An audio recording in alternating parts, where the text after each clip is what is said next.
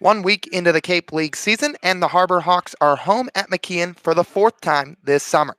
And the third time in 2 days, they're set to take on the Eastern Division Brewster Whitecaps, this time for an evening showdown in just one matchup.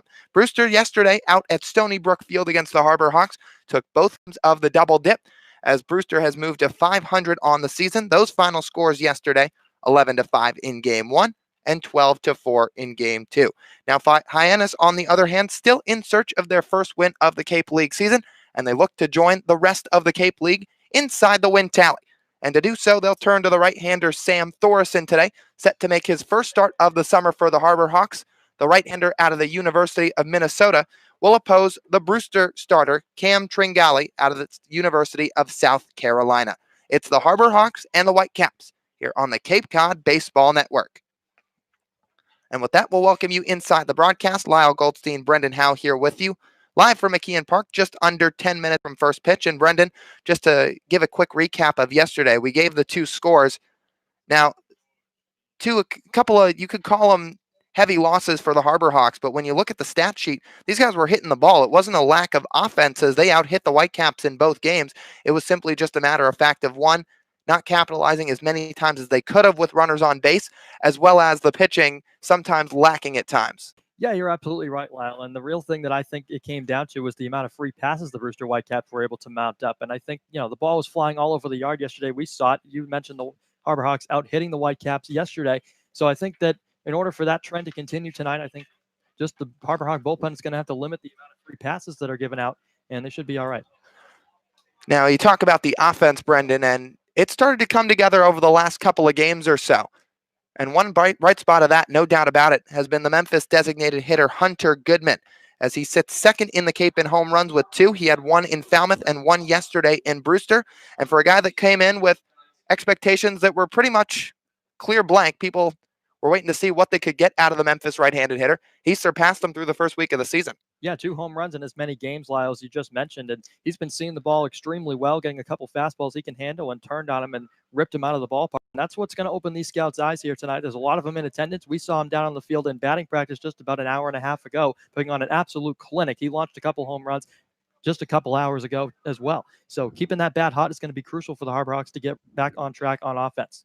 Let's actually stick on that for a second, because you make a good point. I mean, Hunter Goodman earlier in batting practice. Now, look, a lot of these guys have power. He's not the only one putting the ball out of the yard, but he's doing it in the loudest way. I mean, to picture McKeon Park for you, there are lines and lines of trees just sitting right behind the confines of the ball field. And Hunter Goodman, he had a couple balls that were pretty much out of sight. I mean, we saw a couple fly into the top of the trees and some of the highest ones on the left field side of McKeon Park, but there were a couple that straight up, like we talked about, I mean, you lost sight of him. So Goodman, there's no doubt he's got the power tools. We've seen it translate to the game a little bit with a couple of homers.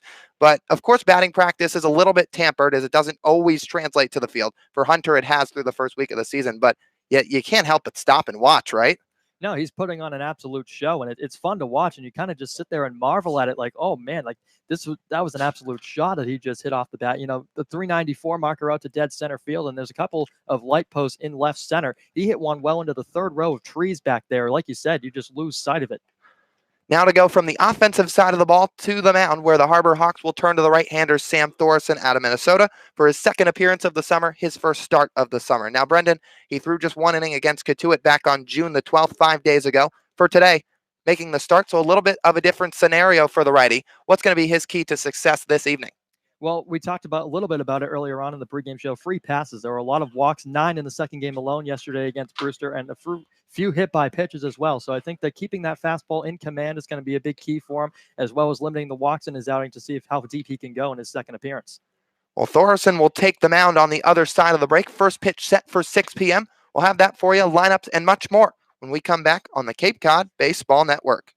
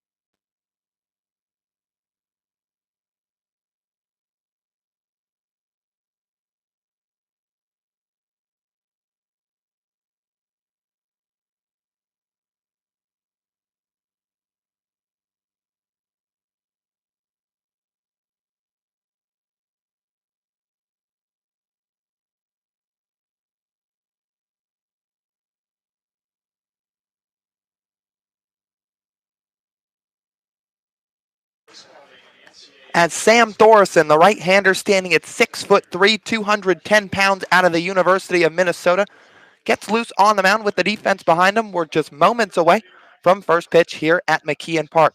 Fourth home game of the summer for the hometown Harbor Hawks as they're set to take on the Whitecaps for the third time in 2 days. Throw down from the catcher, Chad McDaniel, to the shortstop, Lofton, and we're just about to get set. The Whitecaps lineup this evening will go as follows. Colin Davis leads off, the Wofford center fielder, followed by Brett Auerbach in left, Tyler Gentry in right, TJ Collett doing the cleanup duties playing first base, followed by the switch-hitting Gage Workman at short. Marcus Castanon in the sixth spot playing third, Justin Vogt doing the catching, Eric Fargo doing the designated hitting out of Stetson, and rounding out the nine, Wright State second baseman Damon Dews. Ball's put in play by the home plate umpire Tom Carey as Thorson sets fires. First pitch out of the windup, a called strike. So 6 o'clock first pitch time here at McKeon. A beautiful sunny day with scattered clouds throughout the sky. Very, very little wind, if any at all. 67 degrees here in Hyannis. From the first base side of the rubber, Thorson fires home, fouled back by the hitter Davis. You can already see the Hyannis Harbor Hawks sniffing out some of these tendencies from the Brewster Whitecaps. Jared DeSantolo, the third baseman tonight for Hyannis, playing up on the grass, expecting Davis to perhaps drop down a bunt. So DeSantolo was up like Brendan mentioned. But now with 2 strikes, he moves back just a bit. Right-hander gets the sign and comes home. Curveball ripped down the left field line, past the diving backhand of DeSantolo into left field.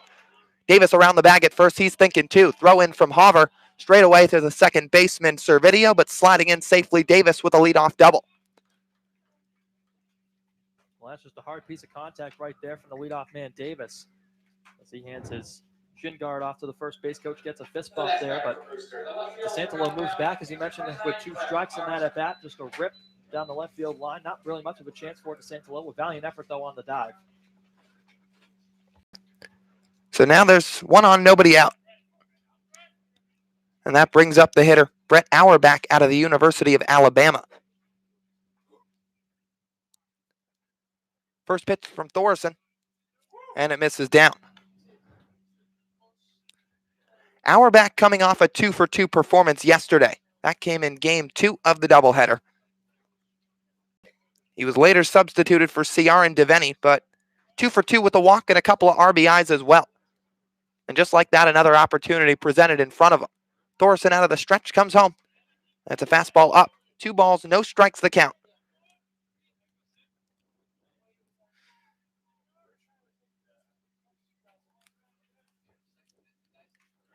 Thorson looks back at the runner at second as well as his shortstop Lofton. The hitter Auerbach pinwheels the bat around the zone, then at the mound once, and now he's into his stance. Now the delivery, fastball at the top of the zone, and it's 2 balls and a strike. Thorson, a 3-pitch guy in his repertoire. Low to mid-90s fastball, also likes to mix in a changeup and a curveball.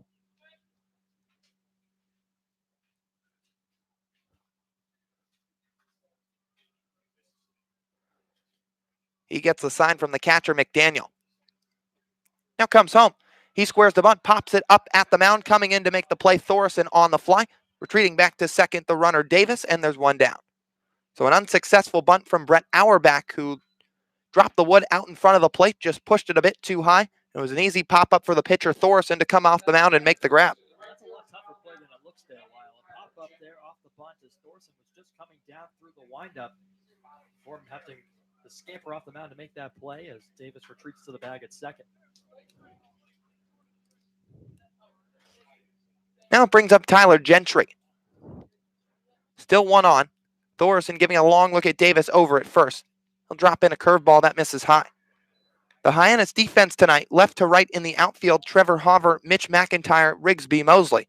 Same way around the infield, Jared DeSantolo, Nick Lofton, Anthony Servideo, making his first start. Just got here today from Ole Miss University.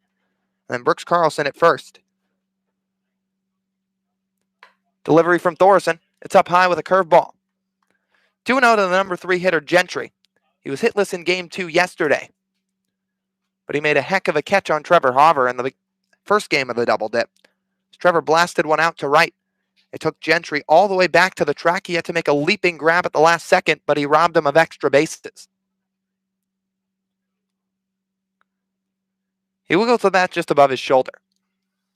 Davis still a big lead at second. Another curveball, and upstairs again.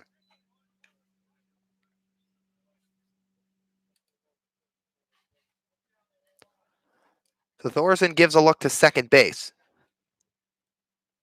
He comes off a season throwing 46 in a third innings for Minnesota. Went 4-3 with an ERA just over 4. Or make that 5.24 to be exact. 3-0. Fastball right down central.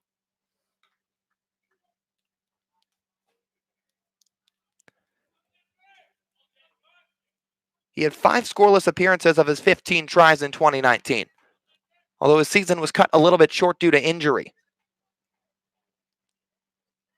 He comes set, peeks at the runner, still from the first base side of the mound, and he'll step off. Davis giving him a whole lot of trouble over there, as he gave him about 4 or 5 peeks before finally stepping off to reset. And Colin Davis, there's no doubt he has speed. He had a stolen bag in Game 2 yesterday. He had a stolen bag in Game 1. And he scored 5 different times in the doubleheader. Now he takes off for third. It's a hit and run, but popped foul out of play.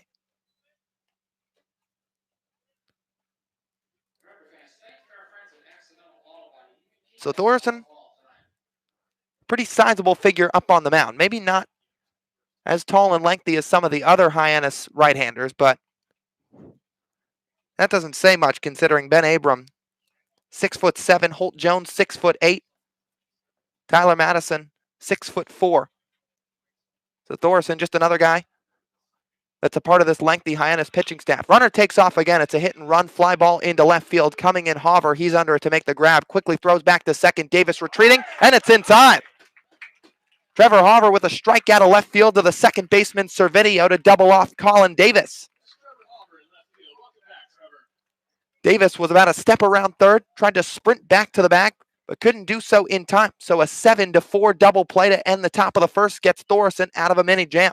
We'll go to the bottom of the frame when we come back on the Cape Cod Baseball Network.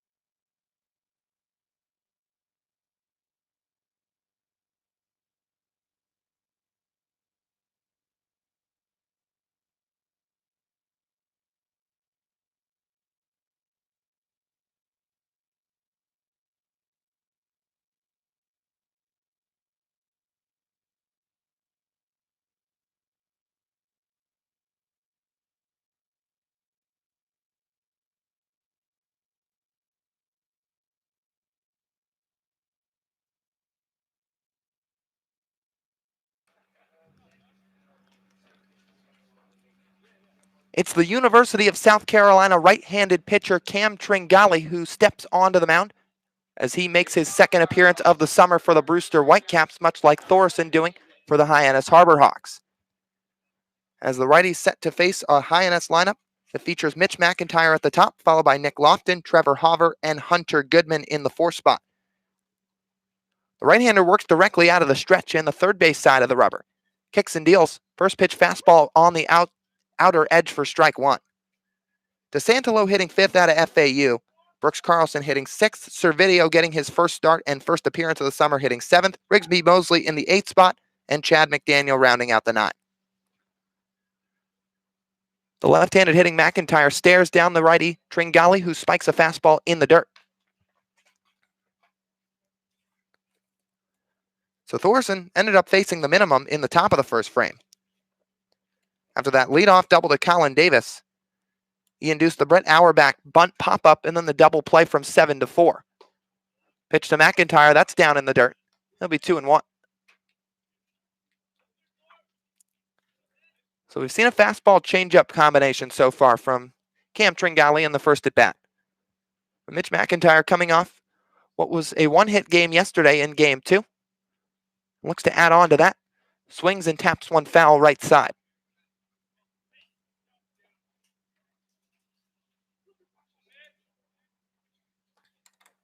So Tran talked about while he was at school, he looks to improve his fastball velocity in his time at college. He thought it was good in high school, but feels like it could be better. 2-2. Popped up, and it hooks foul out of play behind home plate.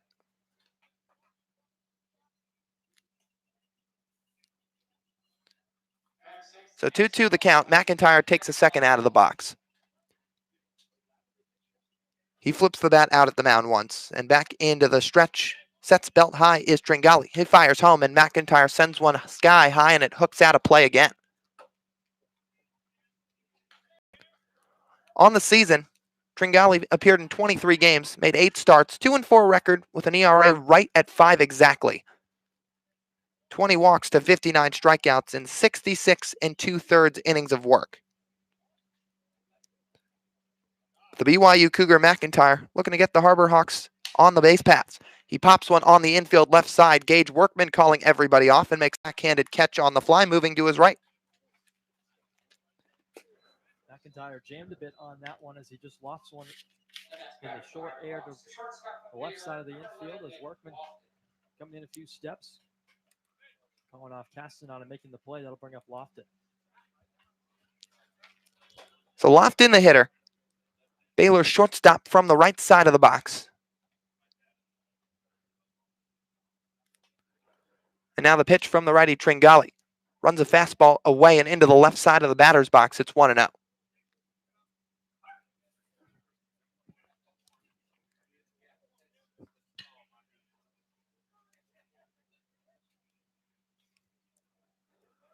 Lofton got here earlier this week and has been slated into the lineup ever since. He checks his swing, appeal down to first base, and Mike Rabideau, the umpire, says he goes around. 1 for 4 day yesterday for Nick.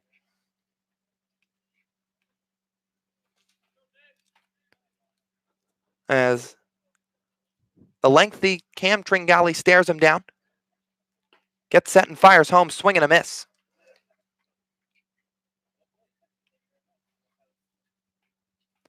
Lofton coming into today hitting .222 through the first week of college of his summer season after a college year at Baylor, where he put up a 320 or above 320 average. He fouls one straight back. The count's 1-2 with 1 down. To be exact on Lofton, 323 average, 27 extra base hits, a 380 on base percentage. So he was an absolute stalwart for the Baylor Bears at the top of the lineup. 1-2 offering from Tran. In the dirt, gets away from the catcher Vogt, but nobody on base.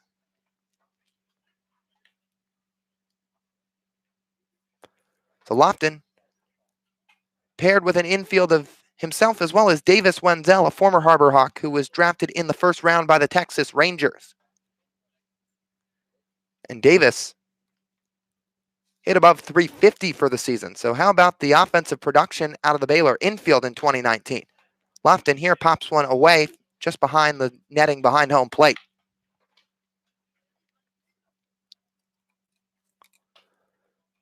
Lofton led Baylor in total bases, as well as runs scored, and was tied for first in extra base hits with those 27.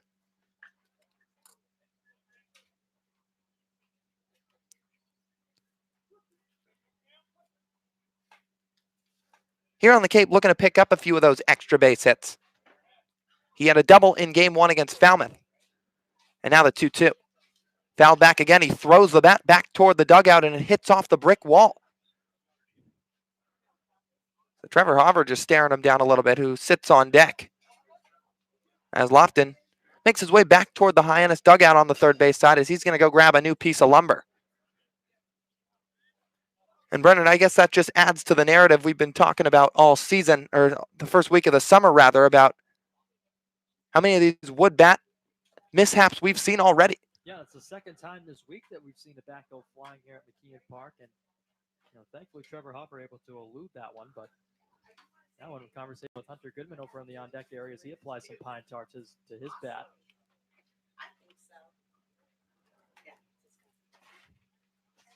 So Lofton now, same color, same style of bat as he takes it back toward the plate where he sits with a 2-2 count. One down, nobody on base.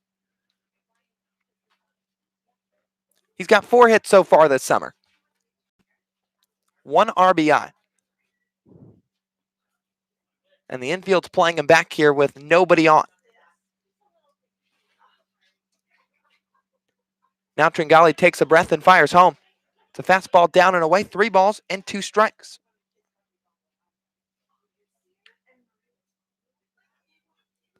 So Tran trying to anchor a Brewster team that's now won 3 straight games, including that sweep of the doubleheader yesterday against Hyannis at Stony Brook Field. 3-2 to Lofton. Fastball on the inside corner, strike 3. Lofton took a couple steps toward first base, but home plate umpire Tom Carey rings him up on a looking strikeout. And there's 2 down in the top of the first. Tough one to take, a big fastball that time from Tran. The inner half of the plate is Lofton obviously not expecting to be rung up there. He was headed down toward first base looking for the walk. So now it's Trevor Hauver, the Sun Devil, who digs in from the left side. Tran comes set, and he'll deliver. Trevor pops it foul out of play on the first pitch over by the grandstands on the left side. The Brewster defense tonight, left to right in the outfield.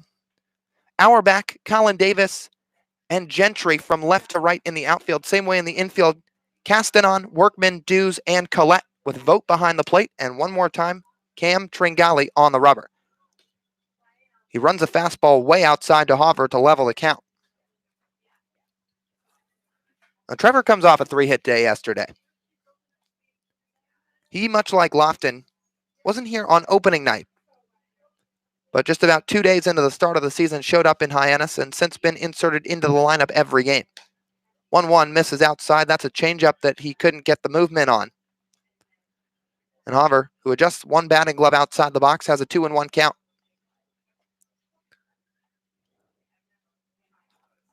So he really helped himself average-wise yesterday. Those 3 hits put him up at 267 entering today's play. Fastball misses outside. No home runs yet for Trevor, despite the 13 that he hit at Arizona State. 1 RBI. And he was spraying the ball all over the yard in game 1. He just couldn't quite find a hit in that first game over in Brewster yesterday. That game, too, he put it in the rearview mirror with the snap of his fingers. 3-1 offering. It's up high, ball 4. Hauver draws a 5-pitch walk with 2 outs to put a man aboard, and it'll bring up cleanup hitter Hunter Goodman. Well, Hauver seems like he's been an on-base machine for the Harbor Hawks since arriving midweek last week. You mentioned the 3 hits that he had in game 2 yesterday in Brewster, and now in his first plate appearance tonight, getting aboard with a walk. So now it's Hunter Goodman. Cleanup hitter out of Memphis as Hauver gets his lead at first. Continuing to work out of the stretch, of course, is Tran. He fires home. Goodman swings away and comes up empty.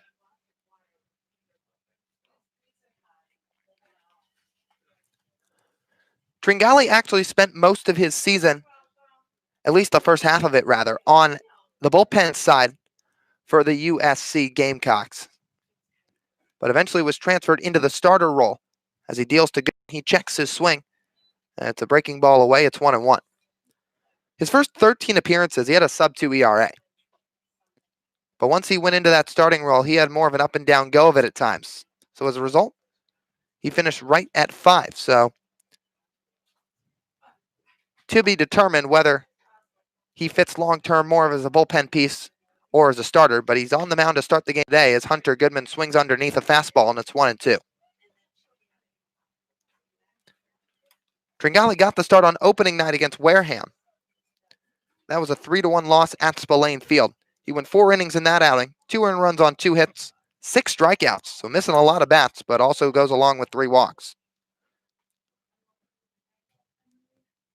He comes set right at the belt, rocks and fires.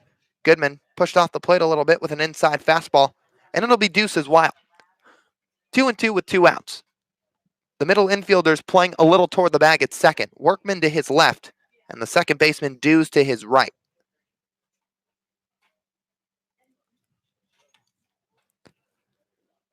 Goodman, a little bit of an open stance.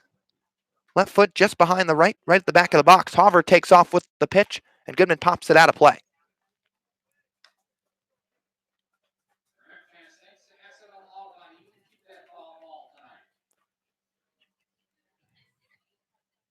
So Goodman, who no doubt can hunt the fastball, and he's done it twice as successfully as you possibly can through the first week of the summer, with those 2 long balls, one that he had in Falmouth, one that he had yesterday in Brewster. Well, we'll see what Tringale opts to give him here with a 2-2 count. Here it comes. Breaking ball hits him right on the front shoulder.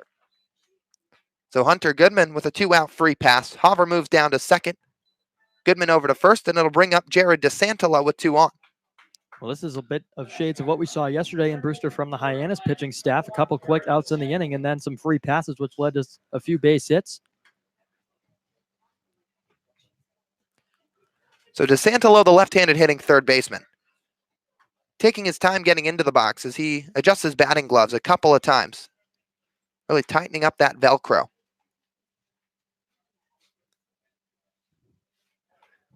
Jared just continues to hit. He had 1 base knock yesterday in game 2, but he sits second in the Cape League in average right now at .417.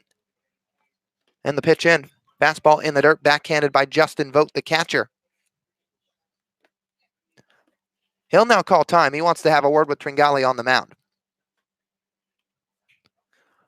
Meanwhile, for DeSantolo, 5 for 12 so far on the year.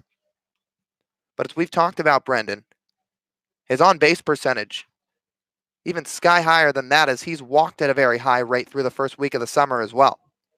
Yeah, DeSantolo drawing 5 walks up to this point, and already 1 free pass issued in the inning, and then the hit by pitch to Goodman, who stands at first. So 2 on, Workman shading in toward his teammate Hauver, and now the pitch from Tringale, that misses just outside. So the middle infielder is still shaded toward the second base bag. Damon Dews playing right on the lip of the infield on the grass. But the corner's pretty much straight up. Collett behind the runner at first, that's Goodman. And the pitch, 2-0 fastball right on the outer black for strike 1.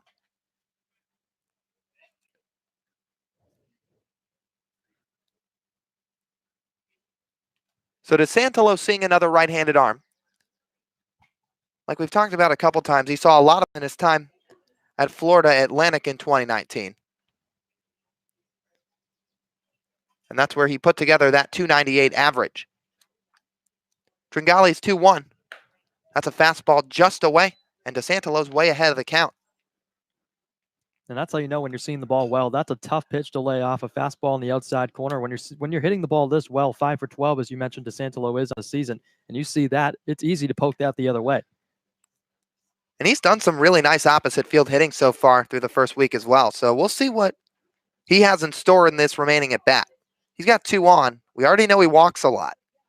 And now Tringale comes home. A big hack and a miss from DeSantolo. And now the count's full. And another fastball from Tringale. He was trying to shoot the gap on that one. That was a hardy cut.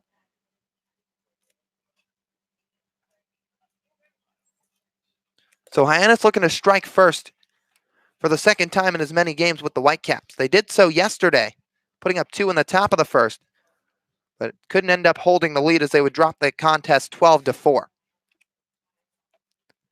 Now Jared has the bat just above his left shoulder. Runners take off with the pitch. Here it comes, and it's just away, ball 4. 3 straight free passes issued by the right-hander Tran as DeSantilo's aboard at first, and now the bases are loaded for first baseman Brooks Carlson. Yeah, again, the walk starting to pile up for Jared down at first base. Make that 6 on the year as a meeting on the mound for the right-hander Tran with Brooks Carlson about to dig in with 2 down. And now the Brewster pitching coach comes out to the mound to have a word with Cam Tran. So he walked 3 in his first outing back a week ago on Monday night against the Wareham Gatemen, that being on June 10th out at Spillane Field. He's already got 3 free passes issued here in the bottom of the first. 2 via the walk, and then, of course, the hit by pitch to Goodman.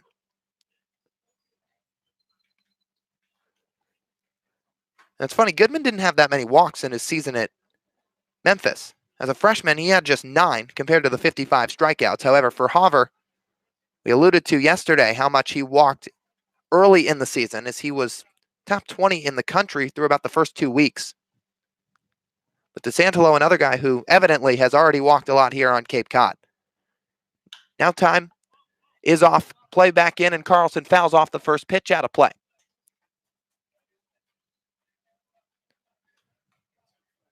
So to stick on the trend of walks, Brooks drew 30 in his sophomore year at Samford. So he got on base at a pretty high rate. I mean, he already hit 345. He already had 78 hits on the season, which led Samford and was tied for 3rd in the Southern Conference. But he can walk a little bit as well. 0-1, ripped over to the left side. Diving snag by Workman moving to his right. How about that? That saves a couple of runs. Gage Workman, quick reflexes, moving to his right, snags it right out of the air, full extension over to his right, and it ends things in the bottom of the first. So 3 stranded after 3 2-out free passes from Hauver, Goodman, and DeSantilo. But the righty Tran given a little bit of help by the Arizona State Sun Devil Workman. So 1-0 the score, or rather 0-0 the score. Both teams still in search of their first run through an inning of play, and we'll be back for the top of the second when we come back on the Cape Cod Baseball Network.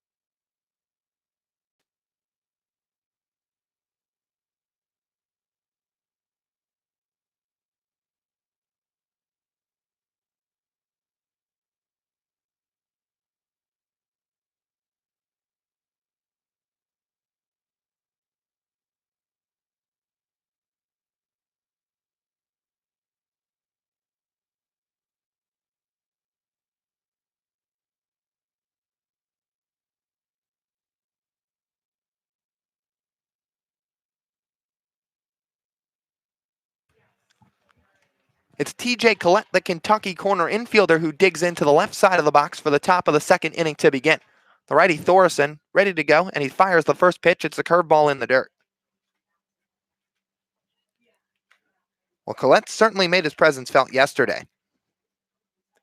He had a hit and a run scored along with 2 RBIs in Game 2.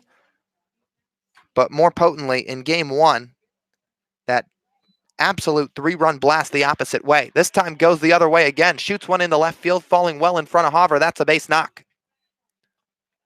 Collett takes about a step around the bag at first. That's all he's going to muster up. But the leadoff man's aboard for the Whitecaps in the top of the second. And now that tosses things over to the man who just robbed the Harbor Hawks of a couple of runs, Gage Workman. Yeah, Collett picking right up where he left off yesterday after a 3-for-7 performance all told in the doubleheader on Father's Day yesterday. Aboard at first yet again, this time at McKeon Park. So Workman, the switch hitter, wiggling the bat from the left side of the box. First pitch from Thorson. He puts it in the dirt on a breaking ball. Mcdaniel smothers it, so no advancement from Collett. But to go back to TJ for a minute, Brendan just touched on it. He was 3 for 7 in the doubleheader yesterday. But his presence was a lot heavier than just those 3 hits. Going back to game 1, that absolute missile of a 3-run blast that he put the opposite way at Stony Brook Field. Thorson out of the stretch, he checks the runner, now steps off. But to go back to that game 1, Brewster put up at least 1 run in all but 1 inning. That was the bottom of the 6th. But Collett kind of put it away with that 3-run bomb. As another curveball from Thorson hits the bottom of the zone, it's 1-1. So Brewster had 6 runs through the first 3 innings. Hyannis made it 6-3 in the top of the 4th in game 1.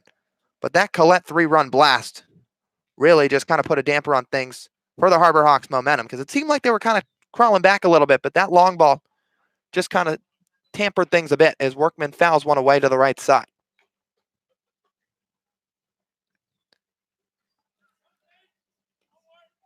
So Collett the man at first, Workman the hitter.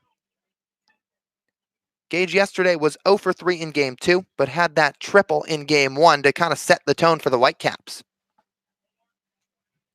Thorson from the first base side peeks his head down a little bit. Now a hard pickoff over to first, but Collett back standing up. And Lyle, just to touch upon your point about yesterday for just a minute, it's not like the Harbor Hawks weren't scoring runs, because they were. They out-hit Brewster in both games. But Brewster matched them swing for swing, if you will, and really just put on an offensive showdown. So now it's 1-2. Brooks Carlson, the first baseman, holding on the runner Collett. He's got a really short lead. 1-2 to Workman. Breaking ball that doesn't quite break enough, and the count will level.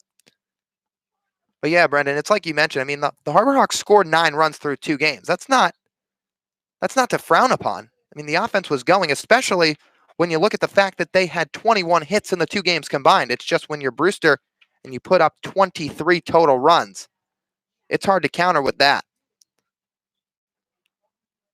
Thorson's ready, fires the 2-2, breaking ball that Workman fouls away, up and out of play.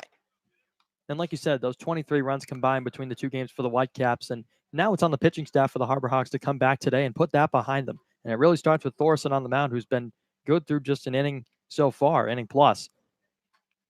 Really got to set the tone now against Workman.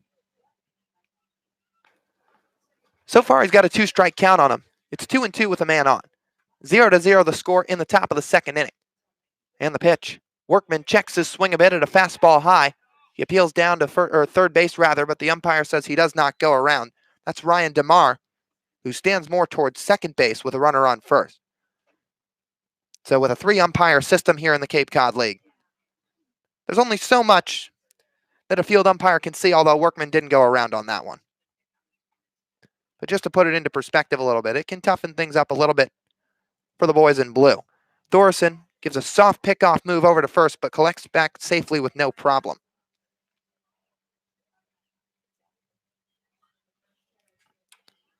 Workman stepped out of the box for a minute. Now he digs back in. A black-headed wood bat that rests just behind his neck. And the pitch, big hack and a miss in the dirt. Workman jogs back to the dugout as first base was occupied. So now there's 1 away in the top of the 2nd. Thorson has his 2nd strikeout, or rather, that's his 1st. And now it brings up Marcus Castanon. I guess that's a little bit of a mouthful, who made his debut yesterday. And now getting the start again this time. He's over at 3rd this evening.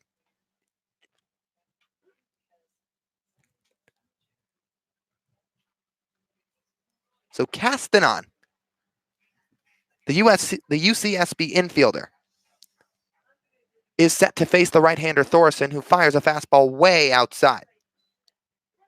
On the season, he's 1 for 3. Of course, the season being just the 2 games he played yesterday. But 3 walks to his name in those 2 contests.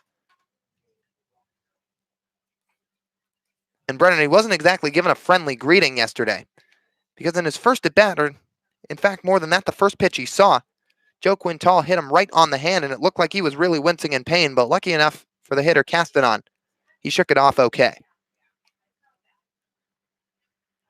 Thorson's ready, the 1-1. Breaking ball misses high. And that's definitely a tough way to start your summer, Lyle. You mentioned getting plunked right on the hand, and sometimes that'll leave a big bruise, and perhaps even worse, sometimes broken bones in that hand.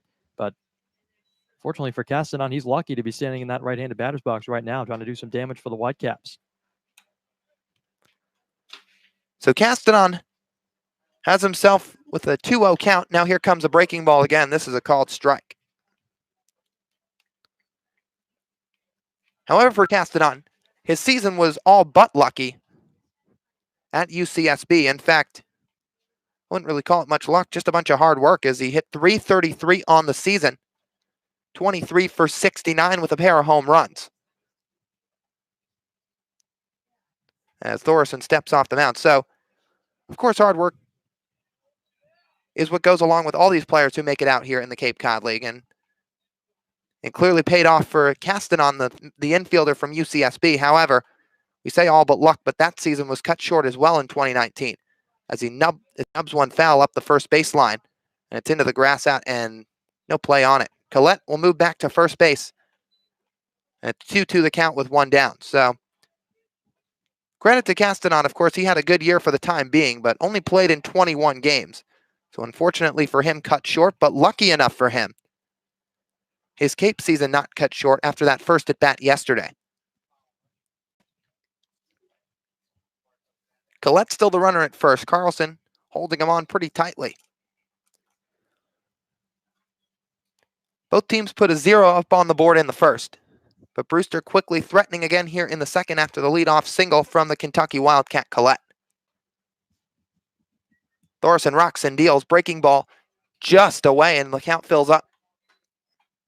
Well, Lyle, you mentioned Castanon has had a couple of seasons at UCSB cut short, and there is a light at the end of every tunnel, and perhaps the Cape League is Castanon's light at the end of the tunnel, looking to shine brightly here in front of the scouts.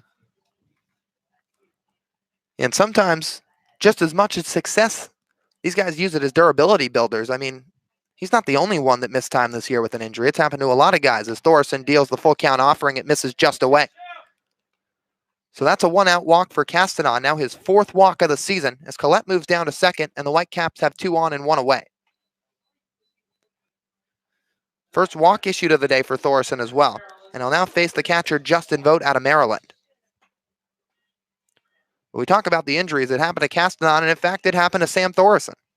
He missed most of the month of May with an injury.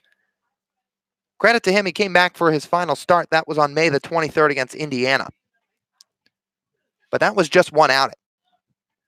Almost a month's time since he's seen game action.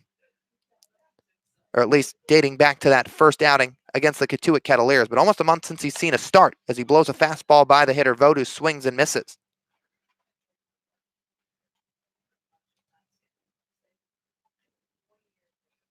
So more like 3 weeks since he'd been on a mound in game, but almost a month since he's seen a start. No hold from any of the infielders, both Brewster runners getting their respective leads.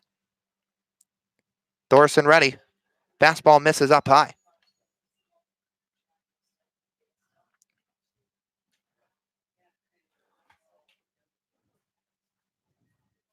The hitter Vogt flips the bat at the mound once. On the season, he's 1 for 5 with a walk of his own. As Sam peeks it, the runner over at second, that's Collett. Not a whole lot of speed in his game, but he fires home, and Vogt pops it foul out of play right side.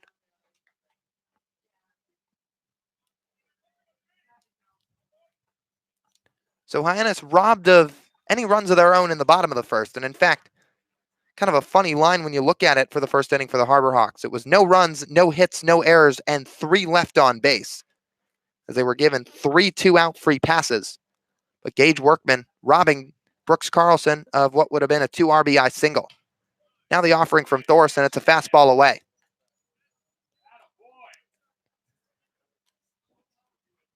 So Vogt out of the box. He wants to reset it for a minute. Puts the right hand to the top of his helmet, and now he's ready to go. Pretty short stance, feet a little under shoulder width apart.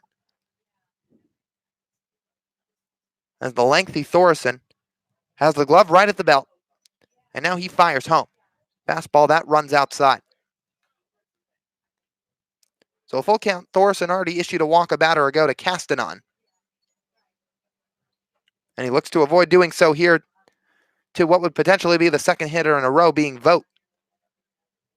The outfield playing pretty deep on the catcher. Both Hover in left, McIntyre in center, pretty far out there. 3-2. Swing and a miss. Thorson blows some heat by the hitter, Vogt, and that's 2 down in the top of the second. That's a big fastball going by the knees of Vogt that time as he takes a stroll back to the dugout. Thorson with a great answer. He's run a couple of counts full in this ball game and 2 strikeouts in the inning to bounce back from the free pass. So now the big man Eric Fargo digs into the right side. He's the designated hitter for Jamie Shevchik's squad. He saw an at-bat yesterday in Game 2. He flew out to center in it, but now getting the start this evening. Thorson's curveball misses just down. So you see this inning, 2 strikeouts and a walk for Thorson. And that's his walk strikeout line for the game right now as well. And, well, that's pretty much who he is. He's a high strikeout pitcher who's looking to tighten up the command of his pitches a little bit. The 1-0, breaking ball tightly spun and on the outside corner. He had 43 walks in 46 and a third innings at Minnesota this year. But the strikeout total hailing just under 70 shows that there's no doubt he has the ability to miss bats.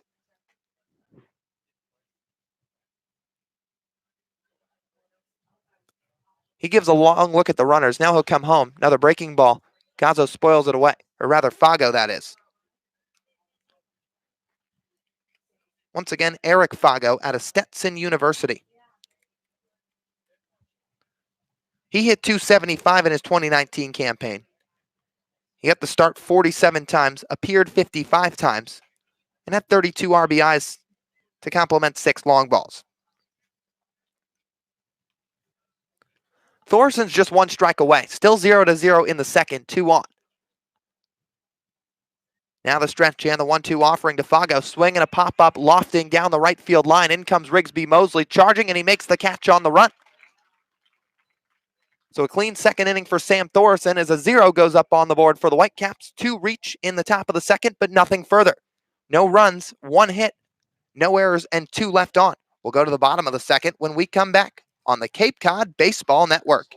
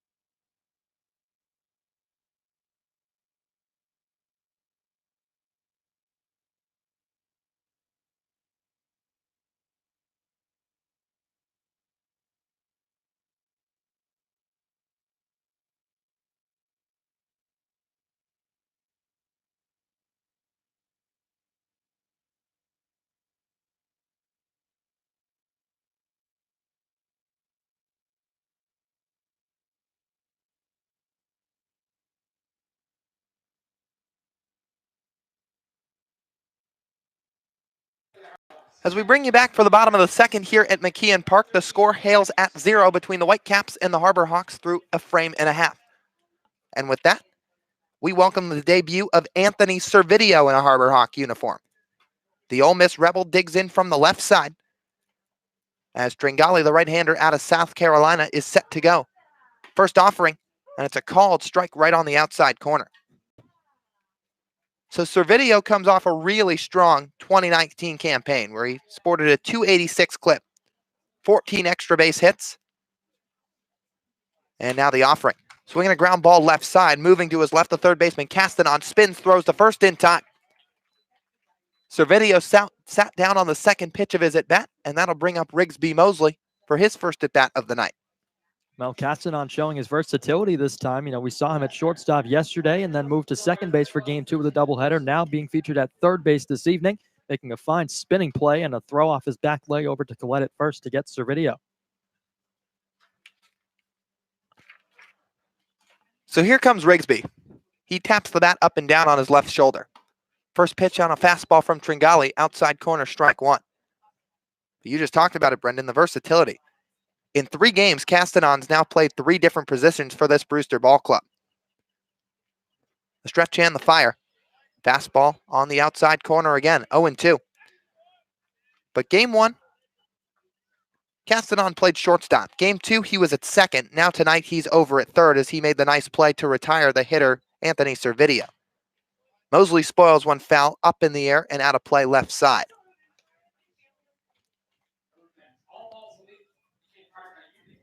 So Castanon already showing why he can be a valuable piece of this Whitecaps ball club. Of course, he has the ability to hit for the high average.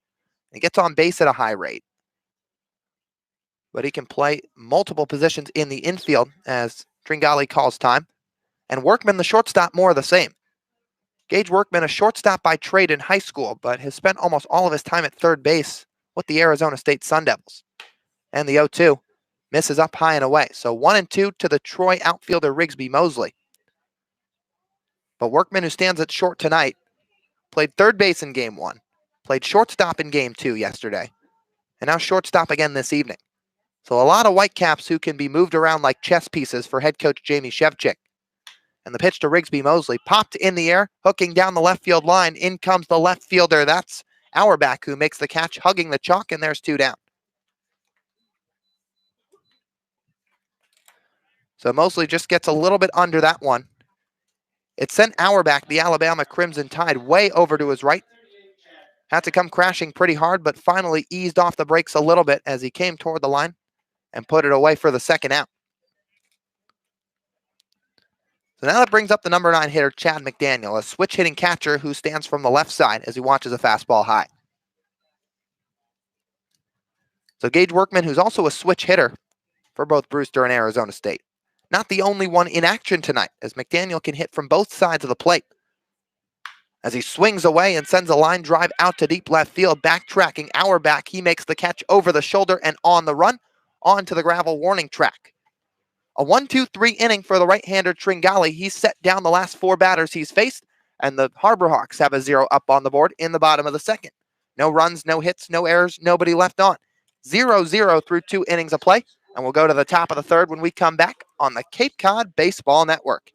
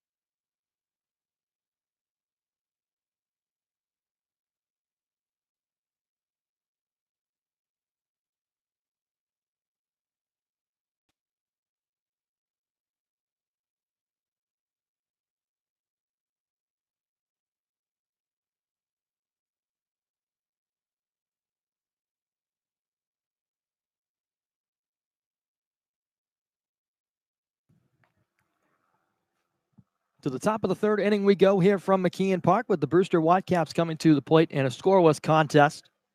It's 9-1-2 due up for the Whitecaps, starting with Damon Dews, and then the lineup card will flip over to the top for Colin Davis and the left fielder Brett Auerbach, who made back-to-back consecutive plays to end the Harbor Hawks half of the second, set to follow the second baseman from Wright State, who digs in and spins the bat a couple times from the left-handed batter's box against the right-handed Thorson.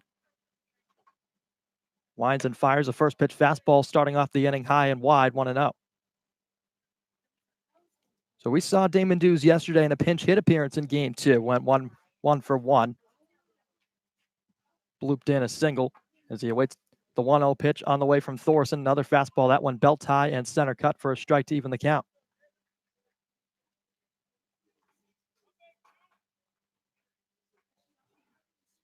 So Thorson set to go out of the windup. Black glove rests in front of his face, shakes off a couple signs from his catcher Mcdaniel, and he's ready for the 1-1 offering. Another fastball tried to paint the outside. Black could not, and the count moves to 2-1 against Damon Dews. Well, this game originally was supposed to be played on the second day of the 2019 summer. Canceled once, canceled twice a couple days later, and now finally being made up as the 2-1. Another fastball, 4 straight to start the at-bat, is in for a strike on the outside corner. 2-2 now to Dews. Scoreless game as we've been cruising right along as we approach the 7 o'clock hour here on Cape Cod. The right-hander's ready, a 2-2. Downstairs runs the count full.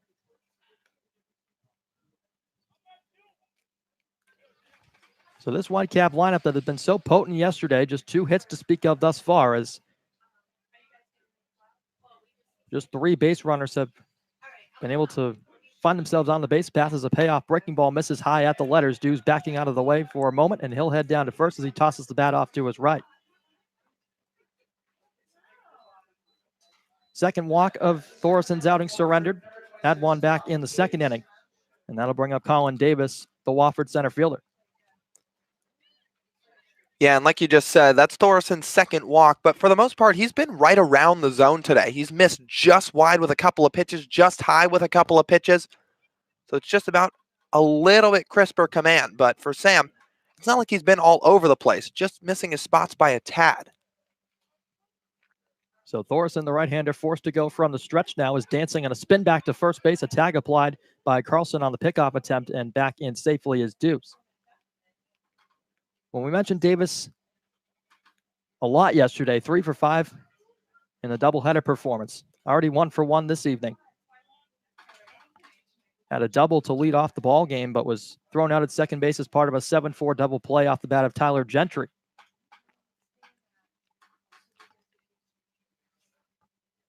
So Thorson a pause, now kicks and delivers the first pitch. A fastball taken up high. Backing up a bit was Davis, 1-0. A picture-perfect evening to play some baseball here at McKeon Park. The sun is out and shining, although now retreating behind some clouds as we approach nightfall. Some scattered clouds throughout the sky that engulfs the outfield. That's a spin and another throw back to first. Dews back in standing this time as he applies the left foot to the bag. Pretty modest crowd on hand tonight as well. Some fans moving about the confines of the ballpark. And Davis taps the plate a couple times as he stands in now with a count of 1-0 against the right-hander from Minnesota. Dews dancing over at first again. A pause from Thorson. Now another check over, the third straight, as back in standing again is the Wright State second baseman Dews.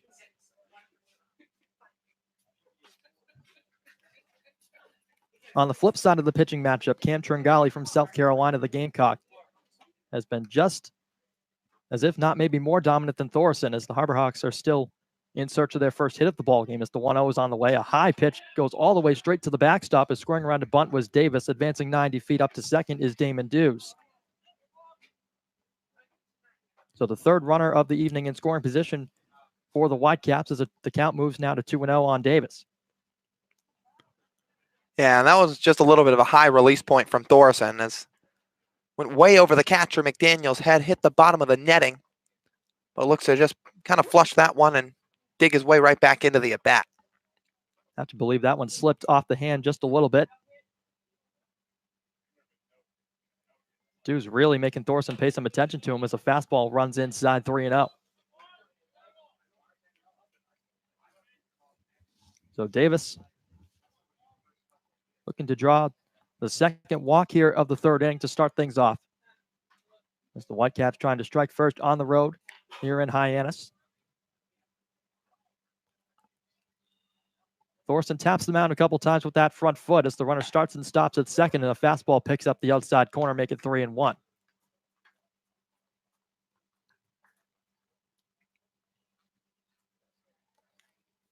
So Dew's doing his best to get in the head of Thorson on the mound. And the right-hander from Minnesota trying to work his way back into account here with the leadoff man, Davis. Couple of checks, spin and a throw back as the shortstop Lofton came across to get it. It trickles away for a moment as Servideo knocked it down as it trickled onto the grass in short right field. And the ball will once again be returned to Thorson as Dews is back standing on the bat. And Thorson's got a quick pickoff move. He's tried it a couple times to first. A very, very quick spin and throw to second as he put it just a little bit wide, but nice job by Lofton to knock it down and prevent it from trickling into center. So still a good hitter's count here for the hitter Davis at the plate as he waves the bat over his right shoulder and takes a fastball high. He'll head down to first with a free pass. Back-to-back given up to start off the third inning by Thorson on the mound. And now that'll bring up Brett Auerbach with a couple men on. I mean, all this guy does, Colin Davis, is reach base against Hyannis. And this is a guy who came into tonight hitting .500. With that walk, he's now reached base 9 times against Hyannis over the last 3 games. He's walked 5 times in the last 3 games. So talk about a tough out at the top of the lineup. And there's no hiding from him. He's the leadoff man in the lineup. No avoiding him as Brett Auerbach, the Alabama left fielder, steps in. He's had himself quite a nice day defensively so far, trying to return the favor on the offensive end as he squared to bunt and pulled back a called strike at the knees. And a couple of the Brewster coaches, as well as Auerbach, not too happy about it, as there was no doubt that ball from Thorson was in the dirt, but home plate umpire Tom Carey saying that Brett didn't pull the bat back in time.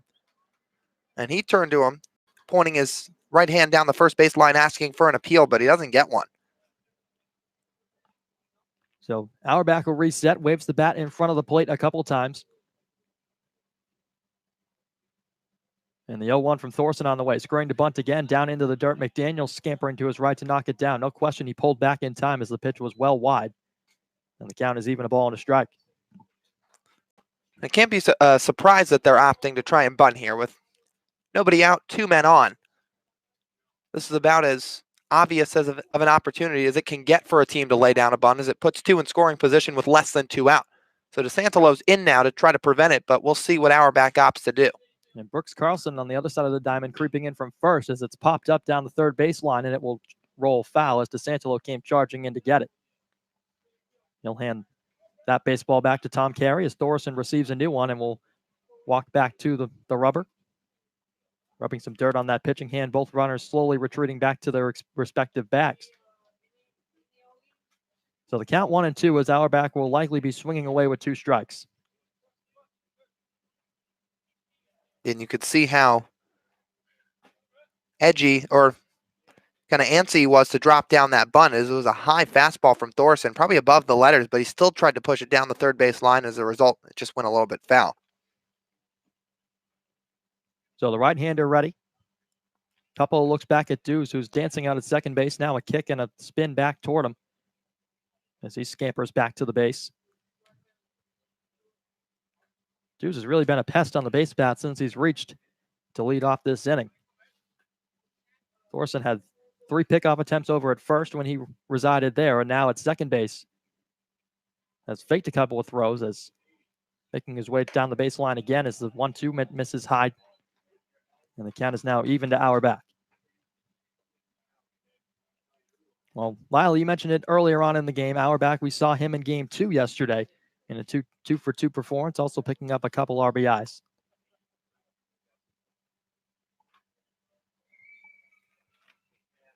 Trying to do the same here with Dews in scoring position out there at second base, 180 feet away from giving the Whitecaps a lead. Thorson rests the glove down against that left leg now as he'll take the back foot off the rubber and reset. Much more deliberate pace with base runners on than the opposite. The 2-2.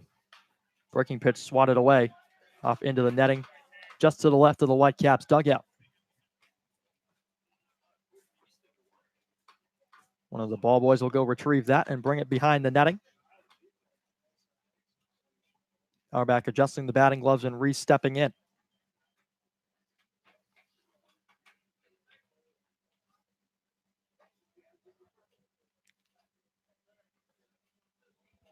Right-hander gets a set of signs. He's ready. The next 2-2. Swung on again, lofted down the right field line, but twisting high and foul out of play off into the woods beyond the Whitecap bullpen. So a lengthy at bat being put up here by Auerbach. A good fight against the right-hander from Minnesota, Thorson.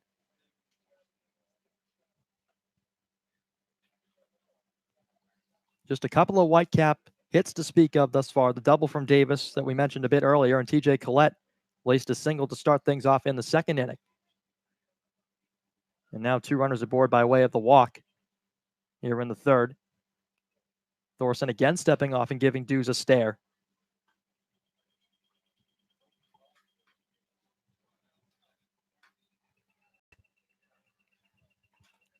Really concerned with that right state second baseman Dews out there at third. Or second base, excuse me, trying to keep him from advancing over to third. And the next 2-strike offer. Swing and a miss at a high fastball. Mcdaniel set up, shot high, and Auerbach fans through it for the first out of the inning. Nice job by Thorson. He just climbs the ladder on him there. Puts a fastball up high. That's always enticing to a hitter. As a result, Auerbach chases after it. And Thorison's got his first out of the inning, and a much-needed one, too, with 2 runners on and nobody down previously. So another member of the Crimson Tide set to go from the right side. This is Tyler Gentry, the right fielder. Back-to-back men from Alabama in the lineup tonight for Brewster as Thorson spins and turns and looks back at Dews as he retreats to second base. Not much of a breeze here to speak of at McKeon tonight as the American flag rests high atop the flagpole in right center.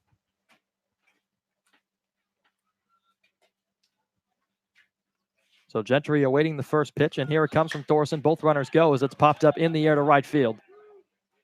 Moving under it now is Mosley as he comes in a few steps to make the play, an easy grab, and there's 2 down. Well, those runners took off way early. Both Dews from second and Davis from first. Looked like they took off almost before Thorson started his motion. So you wonder, the hit and run had to have been in store there. As a result, the hitter Gentry just couldn't quite execute it. But it would have been an easy pair of stolen bags for both runners. As a result, a big help for Thorson as he's got 2 down on a piece of soft contact there. So both runners were trying to take advantage of Thorson, who doesn't have a slow windup as the first pitch fastball is in on the outside corner to the new hitter, the Kentucky Wildcat, TJ Collett. His motion to the plate a bit more relaxed than some of the right-handers in the Harbor Hawk Road pitching staff. Making his first start of the 2019 summer. We saw him once against Katuitt out of the bullpen. And time is called by home plate umpire Tom Carey as Collett will take a step out. Now, Thorson last summer making the jump that most players dream of and on their path to the big leagues. Played for the Waterloo Bucks in the Northwoods League back in 2018 as he fires in a fastball low 1-1. Went 2-2 up there in the Northwoods League with a 5.20 ERA.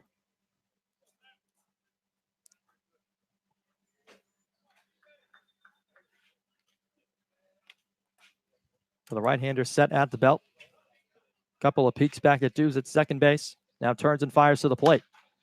1-1, a fastball sent high in the air down the left field line, but well foul. So 1 ball and 2 strikes now the count to the Kentucky first baseman.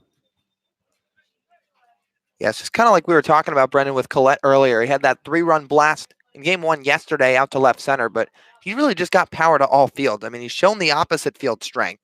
We know he can hit it down the line, but just some impressive power in the middle of this Brewster lineup for Collett. And already a single tonight, dealing with a 1-2 count as a breaking ball is dropped in at the belt for strike 3. Thorson fired up about that, gives a quick fist pump as he trots off the mound back toward the Hyannis dugout on the third base line. The game still remains scoreless as the right-hander is able to escape the miniature jam posed by the Brewster Whitecaps. The Harbor Hawks bats trying to get going when we come back in the bottom of the third on the Cape Cod Baseball Network.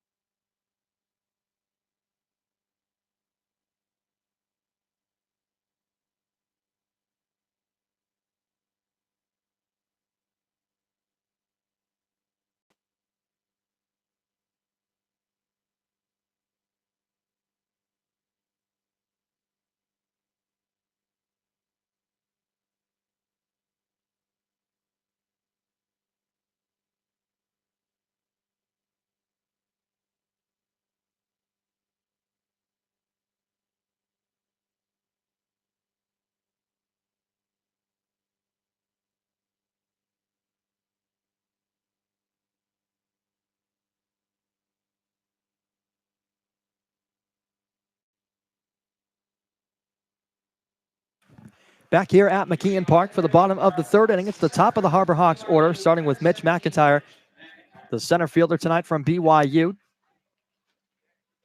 McIntyre's been on a platoon with Bryce Teodosio, the center fielder out of Clemson.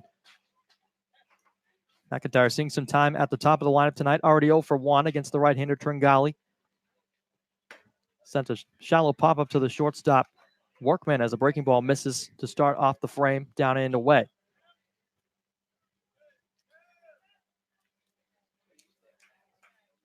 So Tran working directly from the stretch, fires in a 1-0 fastball that's sent in the air to left center. Sending back Auerbach and Dews, and looking up, and Dews will make the catch as he crashes into the wall, bracing himself for impact that time as McIntyre set down for out number 1. Well, he gave that one a ride well into the gap, just at about the warning track, but maybe just a little too much under it, as it was just flagged down right on the gravel. For my apologies, that was Colin Davis, not Damon Dews.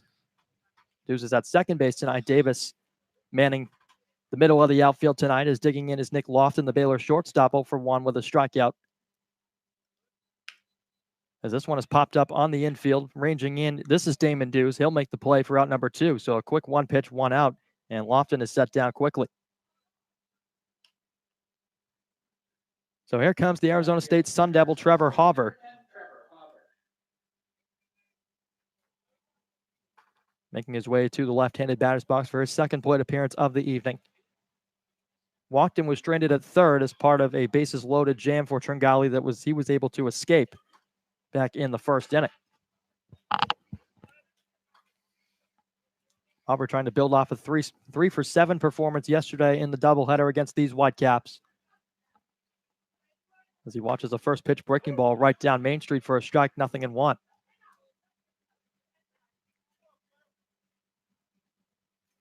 A 3-hit day in Game 2 yesterday, 0 for 3 in Game 1, but did have a couple of runs scored, 1 in each game respectively. The 0-1, fastball in there, strike 2, and Hauver quickly finds himself in a hole. He takes a quick step out to regroup, half a practice cut, and now he's back in. Waiting on deck is the Memphis DH Hunter Goodman, should we get to him. Tran, the 0-2, breaking ball just misses off the outer edge.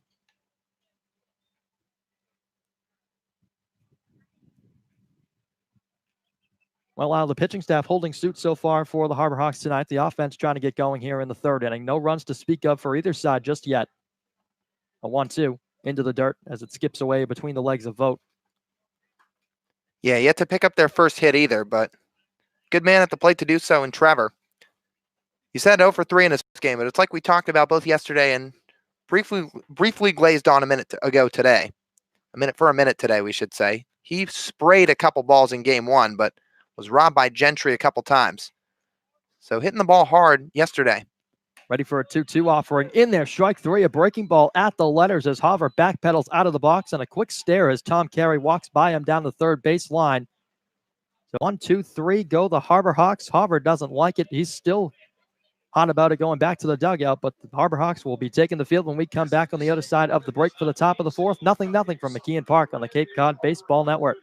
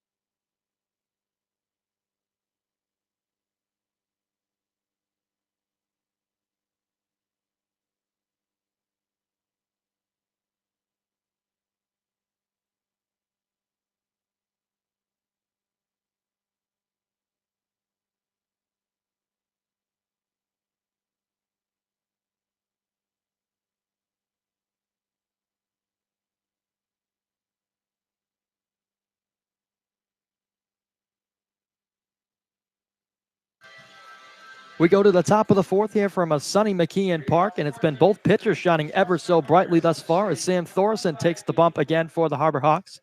Back for his fourth inning of work tonight. Gage Workman, Marcus Castanon, and Justin Vogt due up in this frame for the Whitecaps. Right-hander ready, pumps in a fastball that's sent in the air on the left side of the field. Racing over toward it is Lofton. He will make the play, coming toward the chalk in left to make the out. And Workman is set down. And just got under a first pitch pop-up. And like that, Thorson continuing to cruise. He's retired his last 4 batters, 2 via the strikeout back in the top of the 3rd. But starting to find a groove a bit here as the game progresses. So here comes Castanon, who's been a bit of a thorn in the side of the Harbor Hawks thus far. He's only played a couple games of this season, both of them coming against Hyannis. This is his 3rd. First pitch, a fastball on the outside corner. Walked in his first plate appearance this evening back in the 2nd inning. They're getting his 2nd cuts against Thorson as the right-hander winds and fires the 0-1. A fastball again, high. Evens up the count, a ball into strike.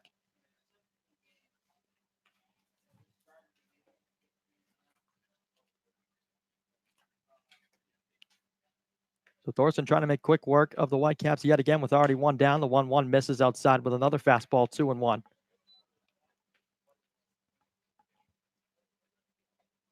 And we know Thorson can throw scoreless innings. Had a string of 8 scoreless over 3 appearances from March 26 to April 6 in his school season. Another fastball. That one paints the outside black. 2-2 now to Castanon.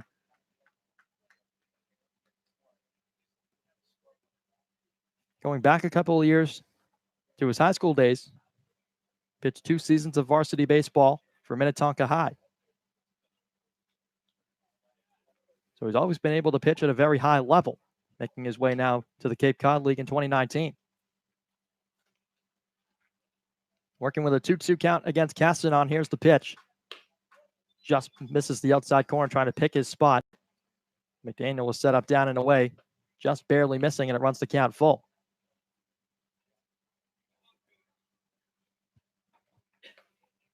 So no runs on 2 hits so far for Brewster as their offense working with 1 down here on the top of the 4th. As the payoff pitch is in from Thorson, and that one is sent foul on a line over toward the Brewster dugout. Well, that certainly sent Justin Vogt, the man on deck, a wake-up call. See standing over by the netting and the Brewster dugout, but that line drive foul from Castanon had to send him ducking out of the way. So Castanon spins the bat a couple times, regrouping for the next payoff pitch. It's a breaking ball that just misses inside. So taking off the leg guard is Castanon, trotting down to first base, and another free pass for the Whitecaps. And tough there for Thorson. He kind of leaned his head back, hoping he could get the call, and looked like a fairly similar spot to the one that Hauber got rung up on, but as a result, no call from the home plate umpire, Tom Carey. And now for Thorson, a man aboard here in the top of the 4th. So here is the number 7 man in the order, Justin Vogt, the catcher from Maryland. Batting with 1 on and 1 away in the Brewster half of the 4th inning against Thorson, who works from the stretch and blows a fastball by him on the first pitch of the at-bat for strike 1. Vogt, not too much of a factor yesterday in the doubleheader, although he was 1 for 3 in game 1 and did come across to score one of the 23 combined runs between the 2 games for the Whitecaps. Thorson a pause, now delivers the 0-1. Another fastball that misses off the outer edge.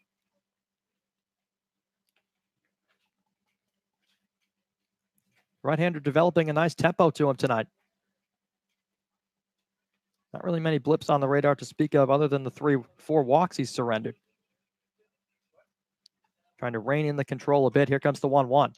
Fastball cut and a miss again. Vogt over the top of it. Foul tipped into the glove of Mcdaniel. So the count now rests at 1 ball and 2 strikes.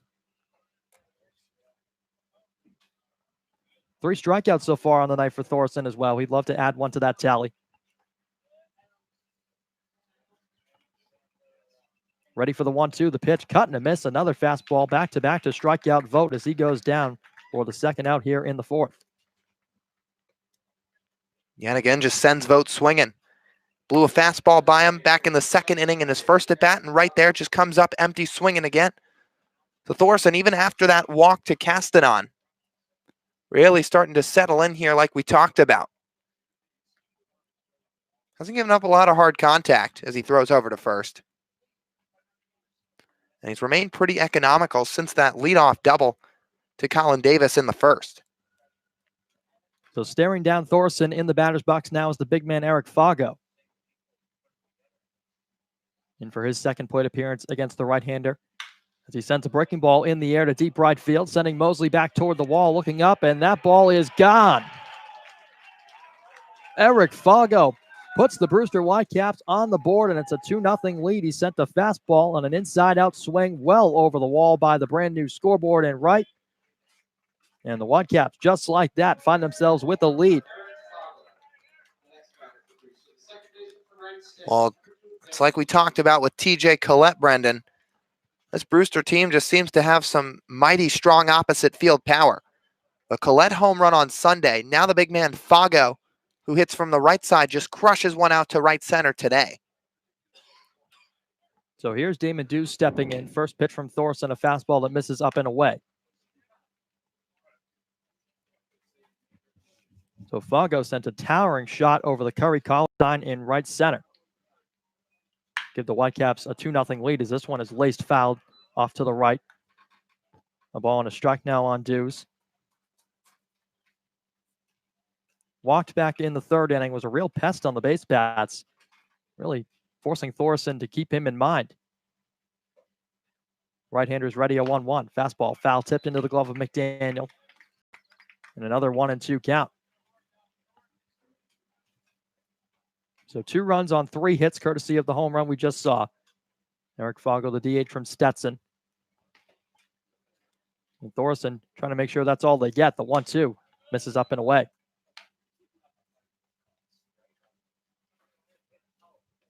So it's Deuces Wild. 2 balls, 2 strikes, 2 outs. And Damon Dews at the plate, sporting number 2. Awaits the pitch. Swing and a miss. A fastball on the outside corner. Dews comes up empty with it. Smacks the bat on his way back to the dugout. And another pair of strikeouts for Thorson in the frame. But the Whitecaps are able to strike for 2 on the home run from Eric Fargo. Hyannis trying to bounce back when we return on the Cape Cod Baseball Network.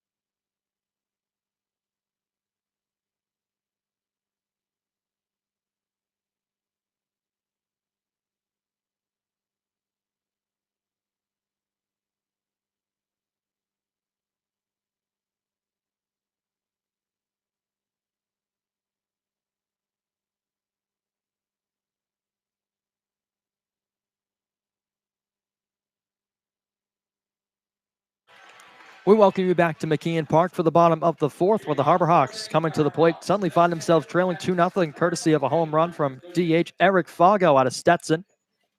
As Hunter Goodman, Hyannis' own DH tonight, out of Memphis, digging into the right-handed batter's box for his second plate appearance against the starter still on the mound for Brewster, Galley out of South Carolina. Slow breaking pitch down and away, called strike, 0-1. Goodman was plunked in his first at-bat back in the first inning. An inning that saw Hyannis send 6 men to the plate. So Tringali's ready with a 1-0 offering. Another breaking ball. Checked his swing, did Goodman. He went around, 0-2. So Goodman has been one of the brighter spots in this Hyannis order. A couple of home runs and just as many tries. 0-2 pitch, swung on and missed well over the top of it. Tringali fooled him there. 3 straight breaking balls to start off the inning, and Goodman has gone on strikes. Yeah, and that's now 8 straight batters in a row retired by Tringali. So he's gotten into a groove after those 3 free passes he issued in the first. Right there, just turns one over to Goodman, who couldn't quite come up with it. So that'll bring up the FAU product, Jared DeSantolo, with nobody on and one down. Hyannis trying to remain within striking distance, trailing 2-0 on the board, still in search of their first hit of the ball game. Galley winds and fires. First pitch, DeSantolo goes after it and sends it in the air to left. Auerbach coasting under it and will make the catch on the back pedal. 2 down.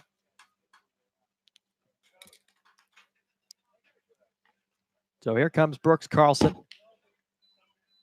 trying to prolong this inning for the Harbor Hawks and make sure they don't go down in order.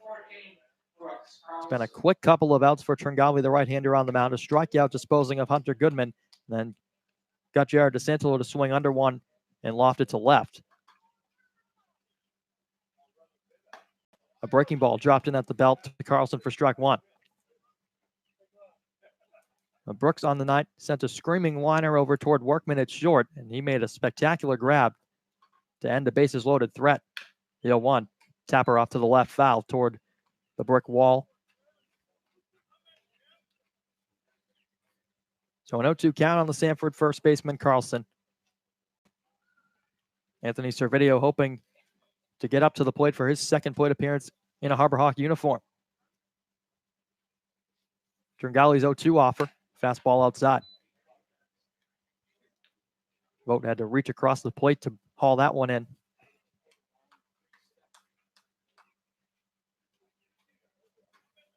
Tringali looking to hang another 0 on the board. He's got a 1-2 count against Brooks Carlson. Here's the pitch. Breaking ball sky high in the air on the infield. Vogt loses the mask. Coming in from third base is now Castanon. He'll make the catch as he flips it back toward the mound as he trots back to the dugout, and that's how the bottom of the fourth will conclude. So no runs, no hits, nobody left on. The Harbor Hawks go down 1-2-3. 2-0 on the scoreboard. The Whitecaps maintaining the lead as we head to the top of the fifth on the Cape Cod Baseball Network.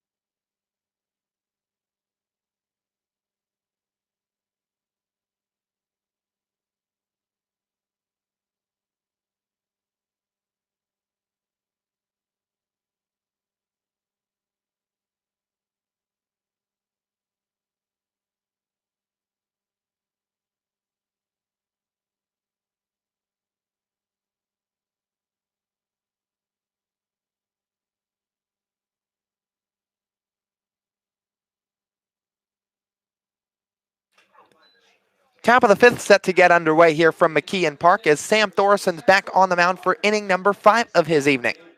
He's set to face the top of the Whitecaps lineup. Colin Davis, Brett Auerbach, and Tyler Gentry. As the sun continuing to set here on the Harbor, and Thorson gets his sign from Mcdaniel. He fires home, popped up on a bunt, up and out of play by Colin Davis. The count moves to 0-1. There's something you don't see often. Drop down to bunt. And not only do you pop it back, but you pop it back up over what's about a 20-foot high net. So Davis just couldn't quite get that one out in front. Now it's an 0-1 count. DeSantolo playing in on the infield grass. And Davis obviously with some speed. 0-1 from Thorson. This time he swings and cuts through it. So Davis has been a real Harbor Hawk killer over the last 3 days. 9 times reaching base, 5 hits. Today he's 1 for 1 with a double and a walk. He roped one on the ground past DeSantolo in the first. And now Thorson looks to set him down. Here comes the 0-2. Swing and a high fly ball out to shallow center field. McIntyre charging in, dives and makes the grab. Full out extension by Mitch McIntyre charging in from deep center. And takes the ball right off the carpet for the first out of the inning. Well, we talk about Bryce Teodosio being a great defensive center fielder. McIntyre right there stealing the show. picking that one up basically off the ground as right before it hit the blade of grass just in front of him. Outstretched glove reels it in. And a great full extension dive. So Thorson's already ready again. This time pitch to Brett Auerbach. It's a fastball that misses just away. But finally, Colin Davis taken off the base pads by the Hyannis defense, and it comes in the limelight fashion of McIntyre. As Thorson misses away with another fastball, it's 2-0. So just a beautiful play by the BYU product playing out in center field today.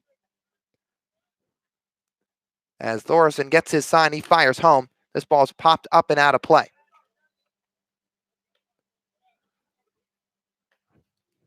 But it's just kind of funny to think about. That's what it takes to retire the Wofford product, Colin Davis. I mean, it takes a ball that he didn't even hit too hard to begin with. Looked like he was going to get lucky and find some green on a Texas League single.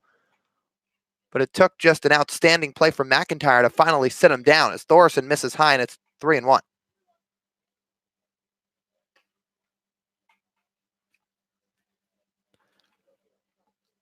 So 2-0 the score here in the top of the fifth. Thorson cruising outside the 2-run home run he gave up. As Auerbach pops one straight into the air, left side foul ground. DeSantolo coming way into foul territory to his right, calls everybody off and makes the grab on the grass coming toward the Hyannis dugout.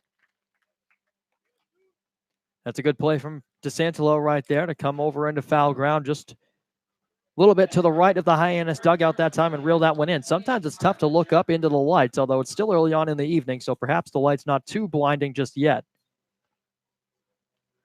So here's Tyler Gentry out of Alabama. Takes a curveball for a strike. Gentry put together a pretty compelling season down in Tuscaloosa here as he swings away at the next pitch and dribbles one foul. But he played in 56 games. He started 55. 13 home runs to go along with a .310 average. And he slugged .552 as well. And all of his stats offensively led Alabama's ball club. Thorson's 0-2. It's down low with a breaking ball. So when you put up those kind of numbers in the SEC, that's going to open some eyes. And there's no doubt that people have had a close eye on Gentry here in his first week on the Cape. Came into the day just 4 for 22. Today 0 for 2, but the tools are all there. And that's to say the least. Flips the bat up and down on his shoulder. Now the pitch from Thorson. Ground ball to third. Diving stop on the backhand by DeSantolo. High throw across. Good stretch by Carlson. And that'll end the inning. So good play by Jared DeSantolo. Quick reflexes. Stops it on a one hop on the backhand. Throws across in time. And Brooks Carlson, who had to get up a little bit, makes the grab to complete the out on the other side. So no runs, no hits, no errors, nobody left on as Thorson retires the Whitecaps 1-2-3 in the top of the fifth. We'll go to the bottom half of the frame when we come back on the Cape Cod Baseball Network.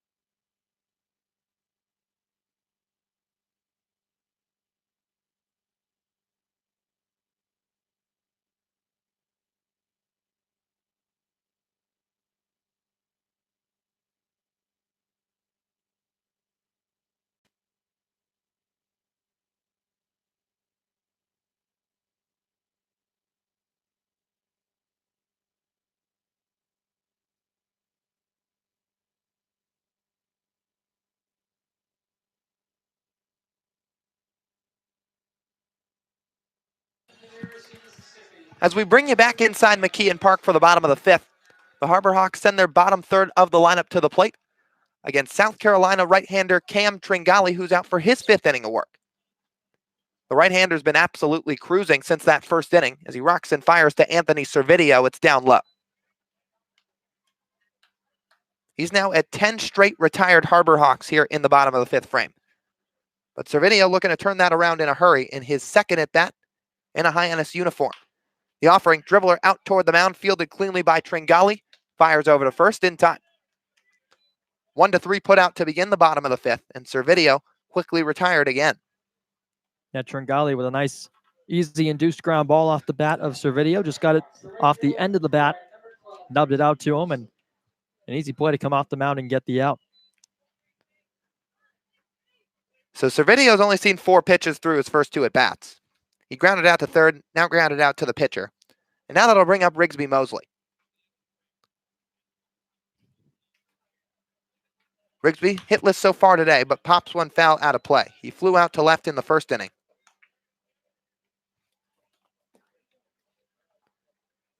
Infield playing back, everybody straight up with nobody on. And Hyannis still in search of their first hit this evening. 0-1. Fastball just outside. Mosley got the start in both games yesterday. First, game 1 was a little bit more memorable. 2 for 3, a run scored and a fly out to center. Now the offering, that's down, and it's 2-1 to the Troy outfielder. Rigsby had singles in the 6th and 7th inning in game 1. That 7th inning, Hyannis rallied a little bit. It was highlighted, of course, by the Hunter Goodman 2-run bomb. But Mosley now looking to make an impact here and try to get Hyannis their first win as he shoots one over to short. Catch made on the line by Workman, taking a step to his left, and there's 2 down. So for the second time tonight, Workman takes away a hit from a Harbor Hawk hitter. Still none on the board for the Hyannis ball club. And now with 2 down, it brings up the number 9 hitter, Chad McDaniel. Now, Mosley's been seeing the ball pretty well the last couple of at-bats. That one, he shoots one on a line to Workman at second base. As you mentioned, Lyle, the second time that Workman has robbed a Hyannis batter of a hit in this ball game. Still none to speak of out on the scoreboard. Now it's Chad McDaniel, again from the left side. Takes the first pitch way low, backhanded by the catcher, Vogt. So 11 in a row now. Or rather 12 for the pitcher, Tran. Dating all the way back to the bottom of the first. The last man to reach the Jared DeSantila walk. 1-0, McDaniel shoots one foul behind home plate. So Tringali's been absolutely cruising. He gave up only 2 hits in his first start, coming back against the Wareham Gatemen. But they put up a couple runs on him. So far, Hyannis nothing going. As McDaniel watches an off-speed pitch just outside. Chad was actually second on the team in stolen bases, despite playing the catcher position in 2019. He swiped 16 of them. And now the 2-1, it misses away. However, on the Cape, McDaniel's 0 for his first 8. So I'm sure he'd love to show some of that speed, but still in search of his first base hit. 3-1 the count. Likely looking for a fastball. Here it comes. Ground ball up the middle, and it gets through. McDaniel right on cue, goes after a heater, takes it right back where it came from, and the Harbor Hawks are on their board with on the board with their first hit of the day. Yeah, it took them 4 2/3 to get it, but it comes courtesy of Chad McDaniel. That time, sending one right back up where it came from. A grounder right up the middle, hops over the second base bag and into center field. You'll take him any way you can get him. That time, some nice contact from McDaniel and seeing the ball well. So now he's aboard with 2 outs. Mccintyre, the center fielder, set to come to the plate for the 3rd time.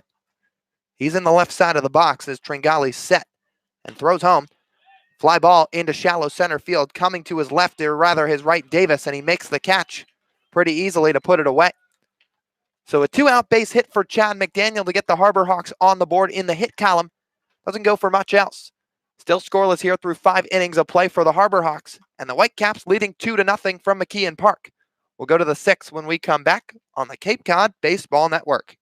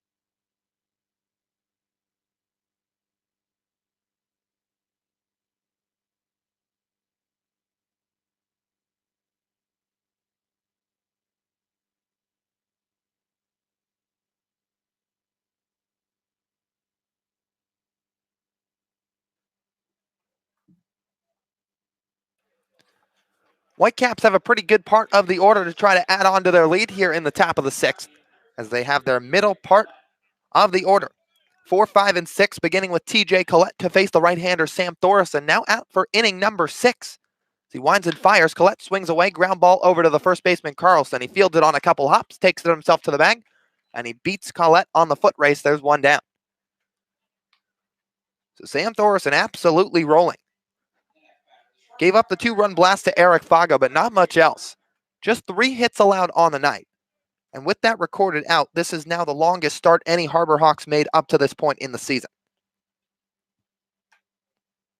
Now switch hitting Gage Workman, still from the left side. Third time seeing Thorson.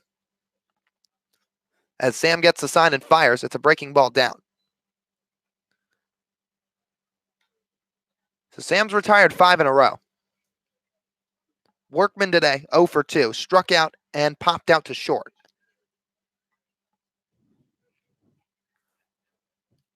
Sam's ready and he fires home. Another breaking ball. This one misses just away. Good plane on it, but couldn't quite catch the strike zone.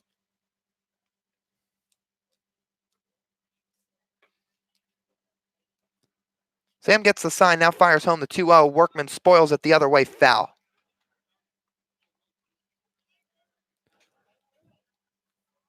And how about this for Sam Thorson? In his career, he's never made it longer than 6 innings. He's had a couple of really nice 6-inning starts, most notably in a loss against Indiana earlier this season, as Workman fouls off another fastball to level the count. That start against Indiana consisted of 6 innings of 1-run ball, 4 walks, but 11 punch-outs. That's a career high. That was back on April the 27th. But 6 innings is what he's been capped at through his first 2 seasons of college ball. Now the 2-2 to Workman. Good breaking ball right at the bottom of the zone, strike 3. Boy, did he turn that one over. Thorson records strikeout number 7 on the evening, and he's got 2 down in the top of the 6th. So Workman, who's now struck out twice today, has to make the slow walk back to the dugout. And it brings up Marcos Castanon with nobody out, 2 down. Thorson continuing to work out of the windup. He rocks and fires. Ground ball on the ground to Lofton, who fields it out in front at short. Fires across in time. How about Sam Thorson? 6 innings of 2-run balls so far here through McKeon Park, and he is absolutely cruising. Retires the side in order 1, 2, 3 in the top of the 6th. And now the Hyannis bats look to get going and pick up their pitcher. We'll be back for that on the other side of the break on the Cape Cod Baseball Network.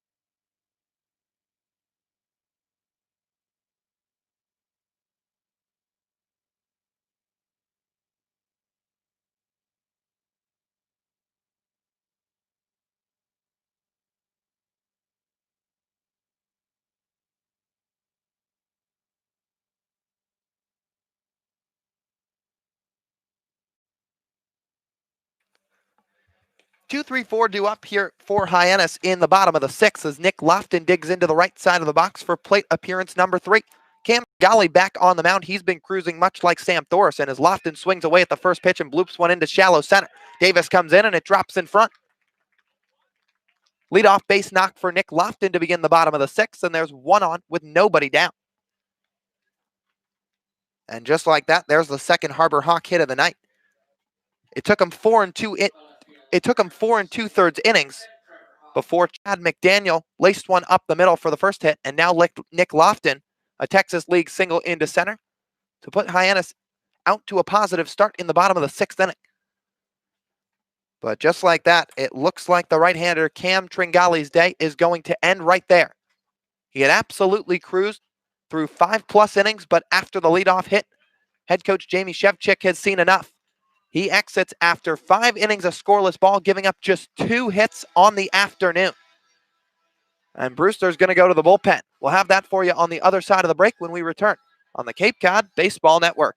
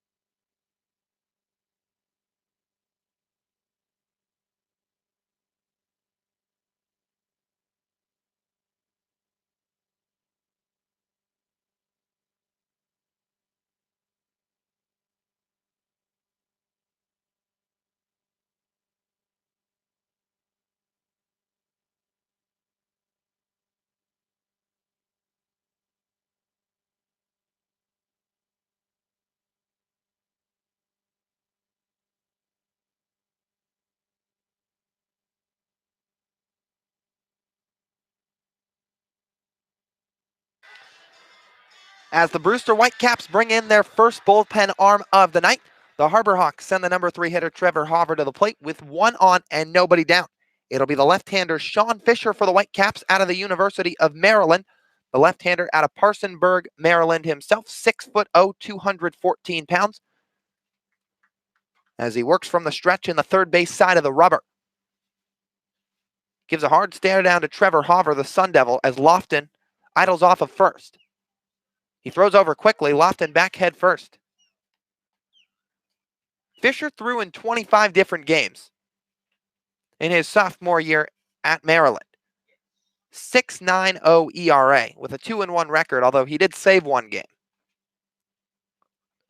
A lefty-lefty matchup at the plate. As he throws over to first again, back safely Nick Lofton. Now, Lofton's got some good speed on the base paths. He stole 6 bags in his season at Baylor.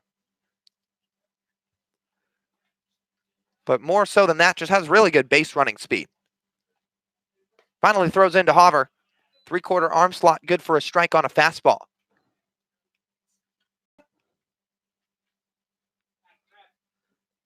Fisher had pretty good command in his time at Maryland. Despite the high ERA, he only walked 11 batters in 29 innings. He did strike out 20. Now the 0-1. Breaking ball, Hoover shoots it up the middle to his shortstop Workman. No catch, and now he's going to step on the bag, throw to first, and Hoover beats it out. So a little bit of a confusing play as Hoover punched it up the middle. Workman to his left thought he caught it on the fly, put the glove right to the dirt on the ground. But the field umpire Ryan DeMar said he trapped it, so as a result, he steps on second. Hoover's aboard at first, Lofton erased, and it's a 6 unassisted fielder's choice.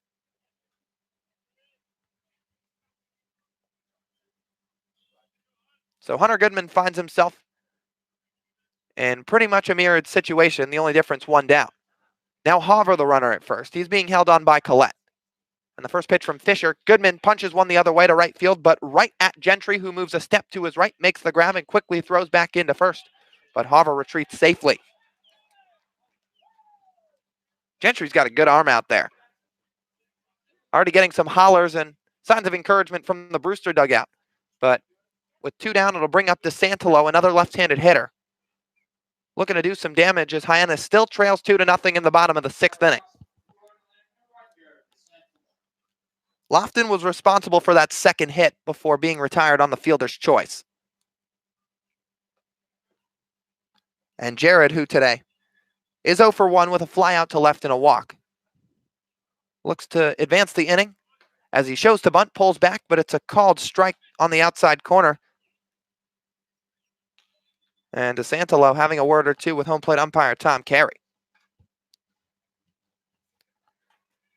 So Fisher, a bit of a crafty lefty. He throws out of a little bit of an unorthodox arm slot. 3/4 for sure, but he hides that ball behind that back shoulder for a long period of time. Fires home again, runs a fastball way away past the glove of the catcher Vogt, and Hauver will move up to second on the wild pitch. Time's called as Fisher asks for a new baseball, but now DeSantolo has a runner in scoring position. And it's the first Harbor Hawks since the first inning to reach that spot. It was Hauver himself who got all the way to third in the first, but he was stranded there along with Goodman at second and DeSantolo, the batter up right now, at first. That was on a Brooks Carlson line drive right at the shortstop Workman, who had to move a couple steps to his right and just snagged it right out of thin air to keep the Harbor Hawks off the board. And as a result, they haven't put up any runs since. Or they just haven't put up any runs at all today. But DeSantolo looking to turn it around as he takes a strike on the outer half. But no base runners have reached scoring position since, up until just a minute ago.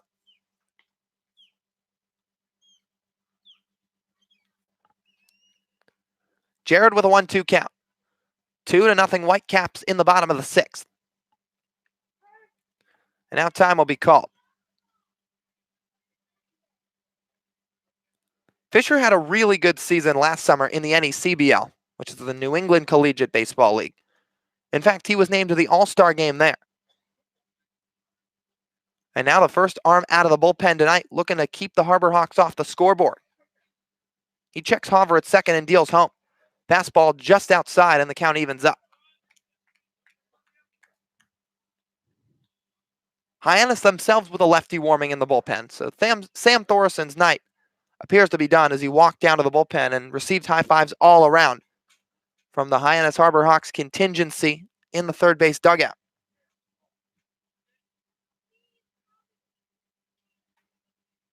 2-2 the count, 2 down. And to DeSantolo. Ground ball over the head of the pitcher Fisher. To his right is the second baseman Dews. He fields quickly, throws to first, and it's just in time to nab DeSantolo. So just like that, a runner left in scoring position for the Harbor Hawks, and the Whitecaps hold Hyannis scoreless through 6 innings of play. It's 2-0 Brewster, and we'll be back for the top of the 7th when we come back on the Cape Cod Baseball Network.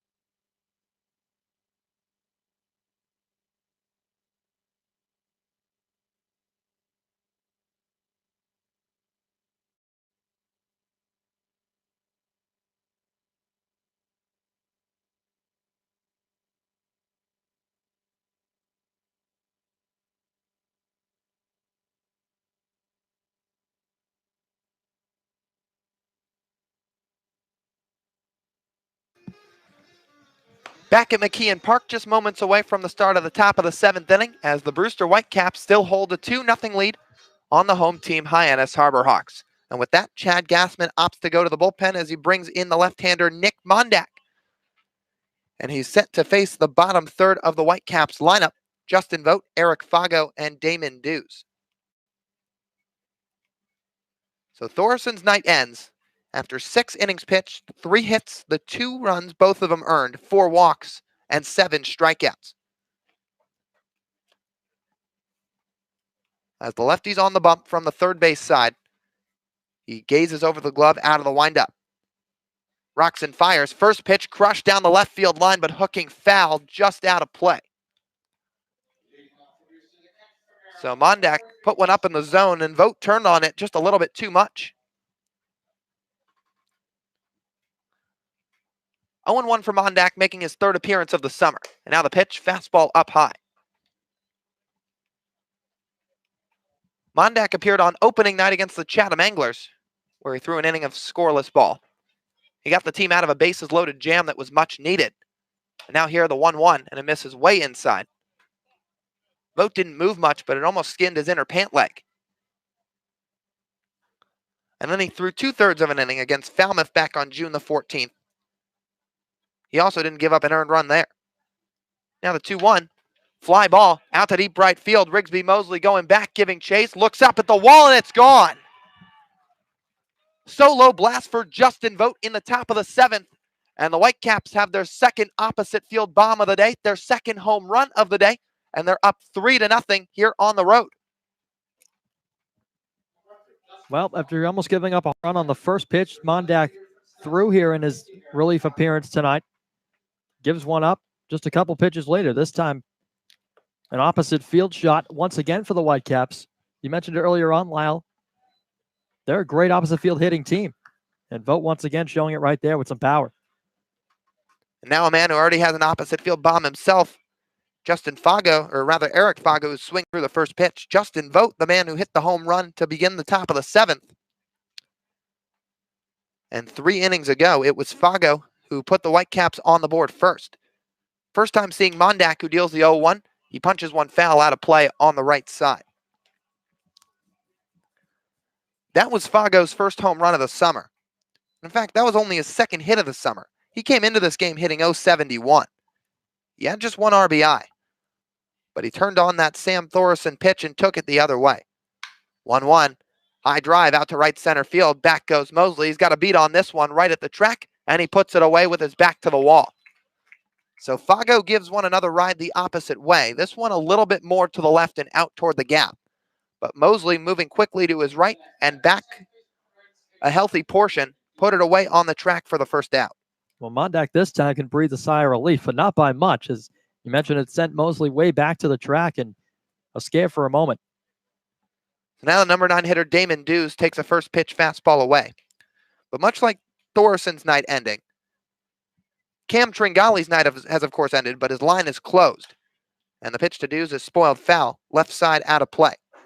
Tringale, of course, left the game in the top of the 6th when Shawn Fisher came in to relieve him and ultimately held the Harbor Hawks scoreless. But Tringale's night ends with 5+ innings pitched, 2 hits, no runs, 2 walks, and 3 strikeouts. Now the 1-1 to the hitter Dews, called strike on an inside fastball. So after Tringale was sent out for the 6th, he gave up the leadoff hit to Nick Lofton and was pulled right after that. 1-2 from Mundaka, curveball away. But after the removal, as we talked about, Fisher got the final 3 outs of the inning, and all 3 outs for that matter, on a Trevor Harver fielder's choice, a Hunter Goodman line out to right, and a Jared DeSantolo ground out to second. Now the 2-2. Punched on the ground just past the mound, charging in quickly the second baseman, Servideo. He has to eat it. Beating it out for an infield single, Damon Dews. And the Whitecaps have 1 aboard with 1 out in the top of the 7th.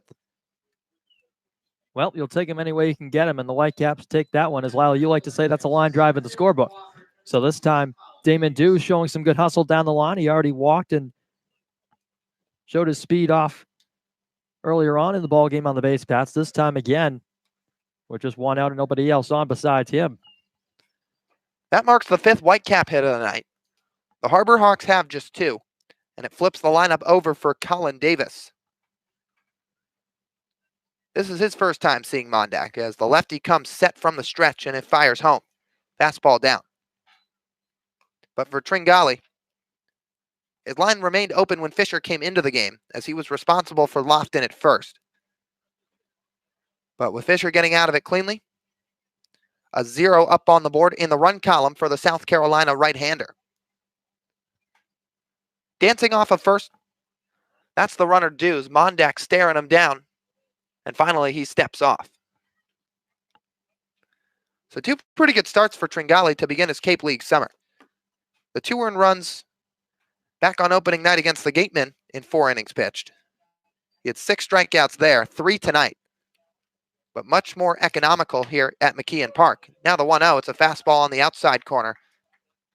Colin Davis turns to plate umpire Tom Carey, asks that as far out as the strike zone goes, and Carey just gives him a friendly nod. But Davis has controlled the zone incredibly well against the Hyannis ball club. As we talked about, he's reached base 9 times over these 3 games. He was finally retired on a beautiful McIntyre diving grab, and now he watches a fastball run outside. But he's got 1 walk today. Davis had an additional walk and a stolen base in game 2 of the doubleheader, and he had 3 walks in game 1 of the doubleheader. So 5 total, and he's at a 2-1 count. As Mundaka throws over to first, it looked like Dews was starting to step towards second, but he had to quickly turn it around.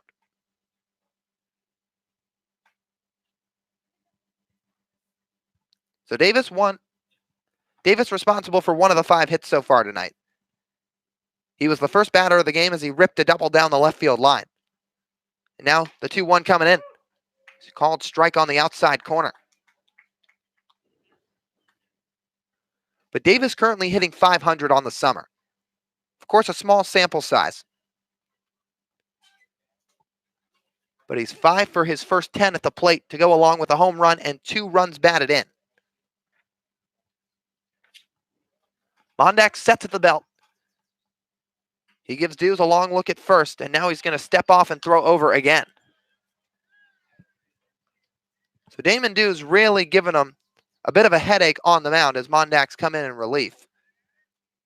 And just like how this Brewster lineup has some power and some opposite field power, they've also got a healthy dose of speed. Davis has a lot of it. He's the leadoff hitter and at the plate now. Dews as well, who stands at first. And the pitch, cut and a miss. Nick Mundaka strikes out Colin Davis for the 2nd out of the inning and picks up his first strikeout here against the Whitecaps. Yeah, Davis on his walk back to the dugout looking a bit flabbergasted there. Didn't expect that breaking ball in the inner half of the plate as Mundaka snapped it off. It started wide, came back in, and Davis fanned right over the top. So now it transfers things to Brett Auerbach. First pitch from Mundaka. That's a fastball just missing out of the zone and high. But Dews continuing to dance around the bases over at first. And there's no question this kid has some speed. Mundaka throws over again, just like that. Damon Dews started to step towards second, now back to first. But this past season, Brendan, at Wright State, Damon Dews swiped 28 bags for the Wright State Raiders. And along with that, he had the infield single earlier as the pitch to Auerbach is shot through the right side through the 3-4 gap for a base hit. Hitting the bag at second and stopping right there, Dews. The throw's cut off by the shortstop Lofton. And the Whitecaps have 2 on with 2 down in the top of the 7th frame. Good piece of hitting there from Auerbach to send one on the ground just past the outstretched glove of Servideo, who was playing a bit shaded toward the second base bag. So now it'll bring up Tyler Gentry out of the 3 spot in the lineup. And he finds himself with a critical RBI opportunity as the Whitecaps are up 3. They now have a chance to further extend this lead and maybe give them a little more cushion. Mundaka stares him in, now gets the sign from the catcher Mcdaniel and comes set.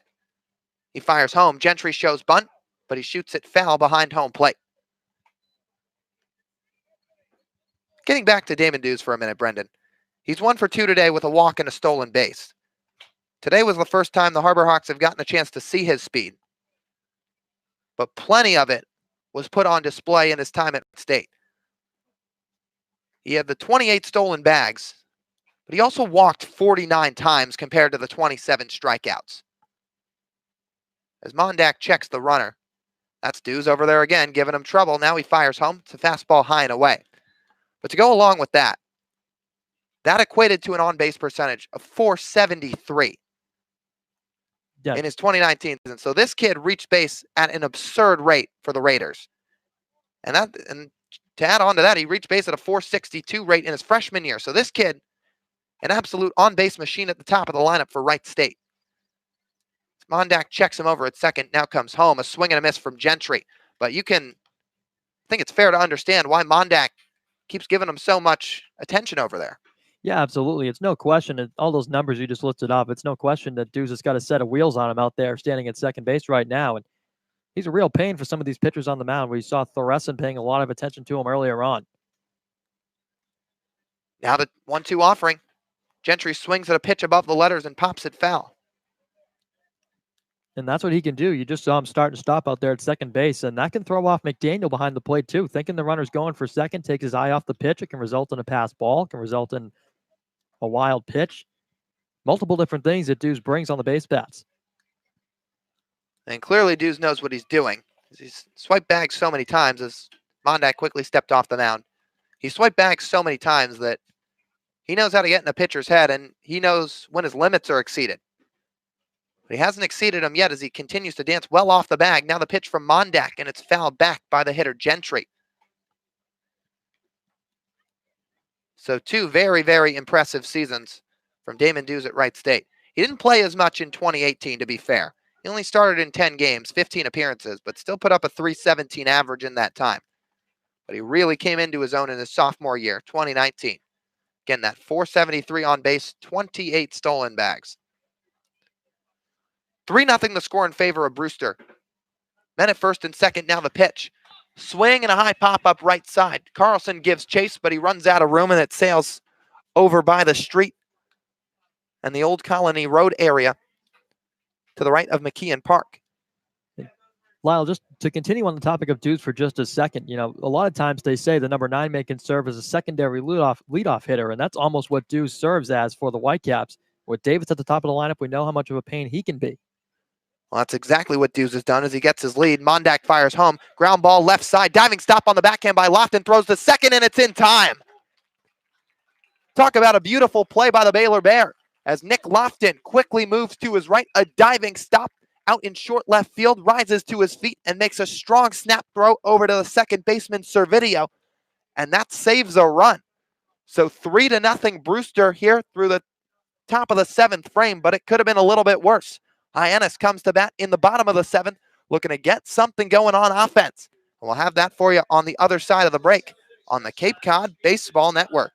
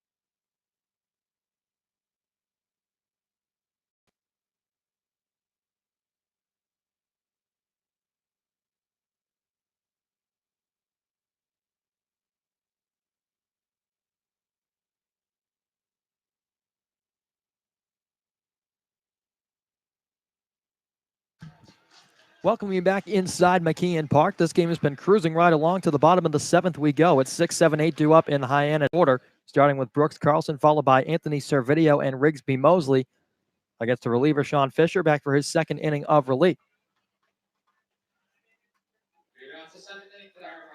Well, all things considered, Lyle, that play by Nick Lofton to end the last half inning was a spectacular play, sprawling on the dirt as the first pitch to Carlson is fired in, a fastball down and away for ball one.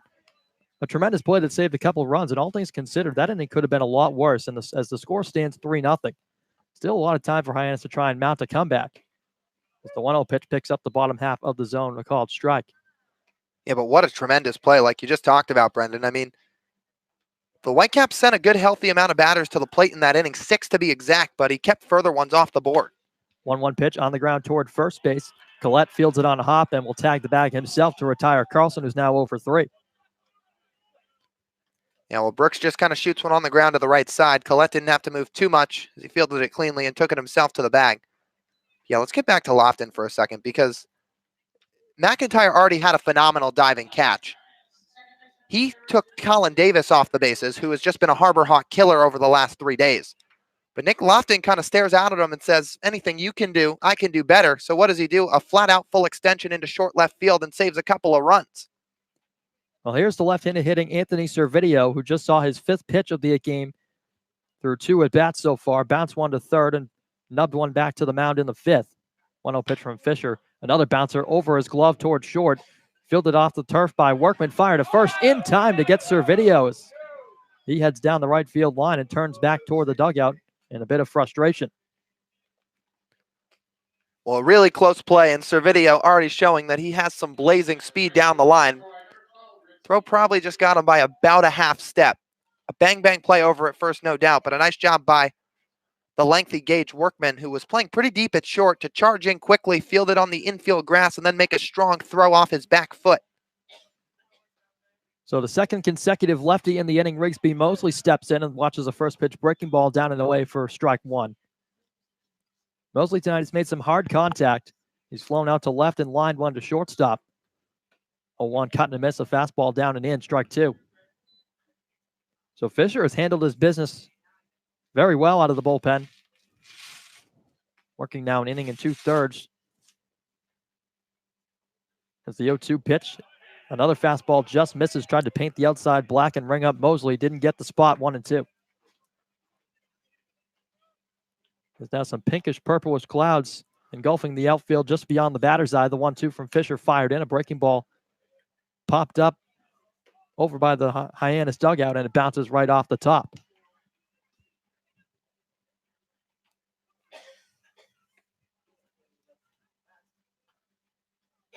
One of the finer settings you'll see here down in Cape Cod.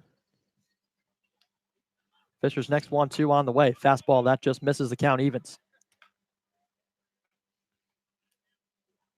A lot of renovations going into this field here at McKeon Park. Some new dugouts, as well as some new field surface as well, the 2-2. Grounder back up the middle towards second. Played on a backhand by Dews, ranging over toward the bag. Fires over to first in time to get Rigsby Mosley for out number 3. So quick 3 up, 3 down once again for Hyannis in the bottom half of the 7th. We'll go to the 8th with the Brewster Whitecaps leading 3-0 on the Cape Cod Baseball Network.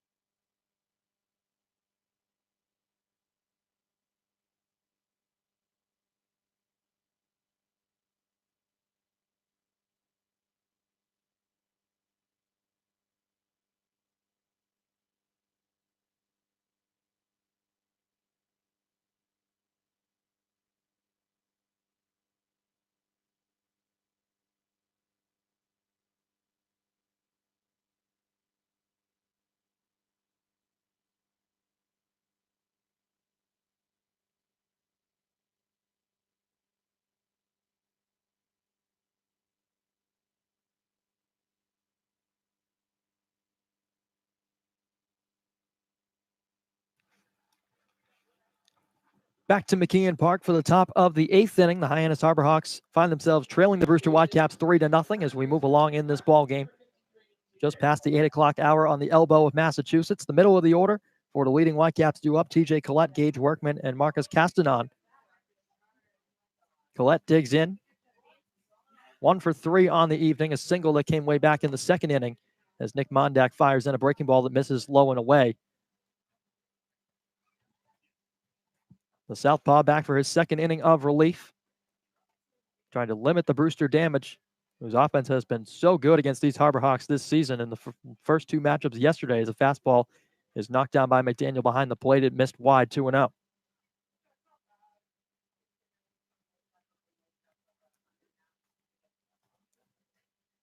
So Collett had himself quite the day yesterday. As we mentioned a bit earlier on in the broadcast, a 3-for-7 performance, the 2-0. Slap the other way to left field. Ranging after it is Hover, moving slightly toward the line. He'll make the grab for out number 1.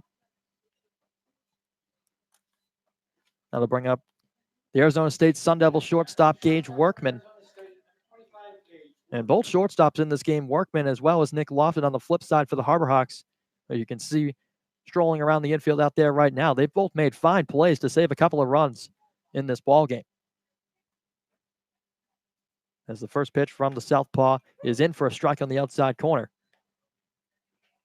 And you can make a case for either, for which one you would want to see on SportsCenter Top 10. They're both probably worthy.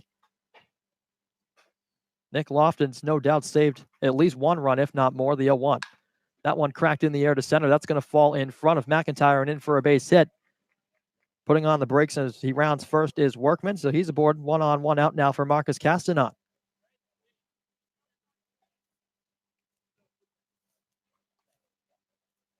So as a third baseman who hails from California makes his way to the plate, he's drawn a couple walks this evening, as well as bounced one over to Lofton out there at short. Nick's been busy.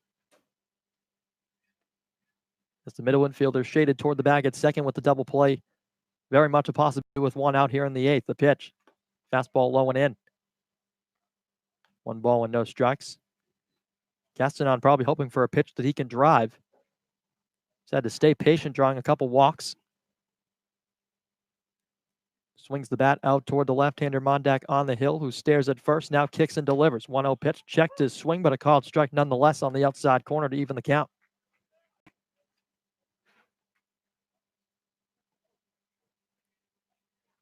So Castanon 1 for 3 in the doubleheader yesterday, but that really doesn't do his performance much justice. Also drew a couple walks as well as racked up his first RBI of his Cape League summer as he watched another fastball off the outer edge, 2-1. Mundaka, however, making his 3rd appearance so far for the Harbor Hawks. It's been one of the heavier relied on arms for Coach Chad Gassman out of the bullpen as he kicks and fires over to first. Just a courtesy check on the runner Workman. In his junior season at St. John's, went 2-3 record-wise, but walked 16 and struck out 34 in a 3.86 ERA. So a decent strikeout to walk ratio is a 2-1 pitch, a breaking ball that's dropped in, but just off the inside part of the plate as Castanon watched it go by, 3-1.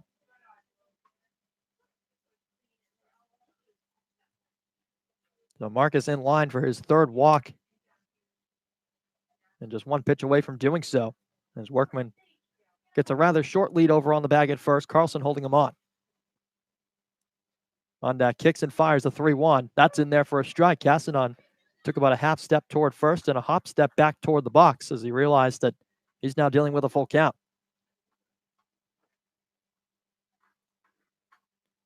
Beautiful sunset starting to form here at McKeon Park. The fans taking it in. Mundaka gets set for a payoff delivery to Castanon as the runner goes. Now he's caught in a rundown. Fires to Carlson at first to throw to second. Tag applied by Lofton, and it is in time. So Workman is gunned down as a good move over to first base from Mundaka. Had him beat. All Carlson had to do was make a good throw down to Lofton, and he did the rest. So the runner is erased. Now a 3-2 count with 2 down. And Mundaka just 1 pitch away from getting out of this. Once again, 3-0 the score. Top of the 8th inning here from McKeon Park. The Whitecaps on top. The payoff pitch swung on and missed. Strike 3. Castanon goes down to end the frame. So Mundaka helped out by a good move over to first base that erased Gage Workman from the base paths and then fans Castanon to end the frame. 3-0 the score as we go to the bottom of the 8th. The Harbor Hawks running out of time, trying to make a comeback when we return on the Cape Cod Baseball Network.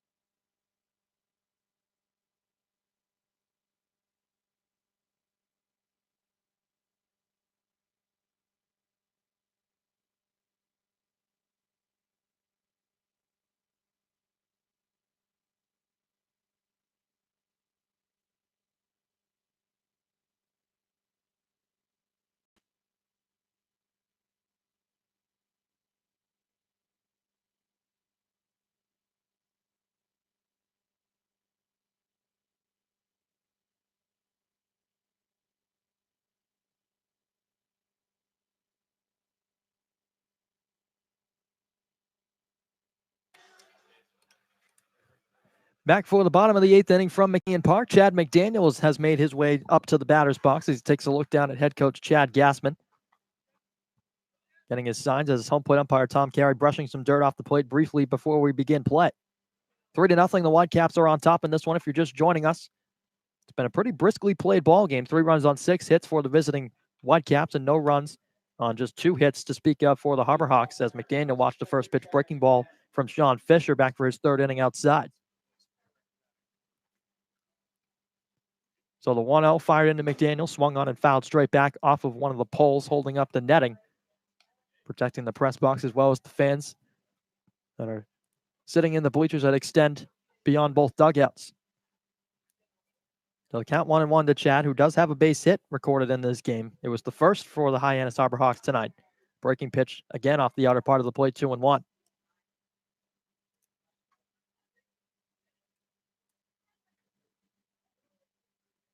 Fisher winds and fires a 2-1 pitch. Slapped down the third baseline. It's dribbling over toward the Harbor Hawk dugout as the count evens at 2-2.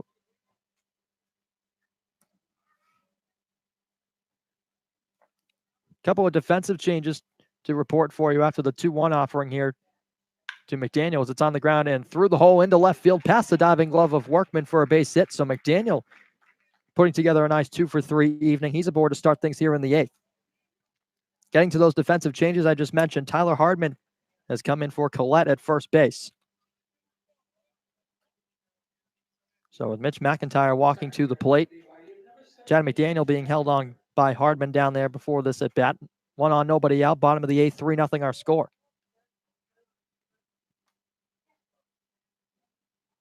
So Fisher kicking some dirt off the rubber. McIntyre stands in from the left side. Fisher, a deep breath, kicks and deals. First pitch to Mitch is in for a strike, a fastball in the inner half.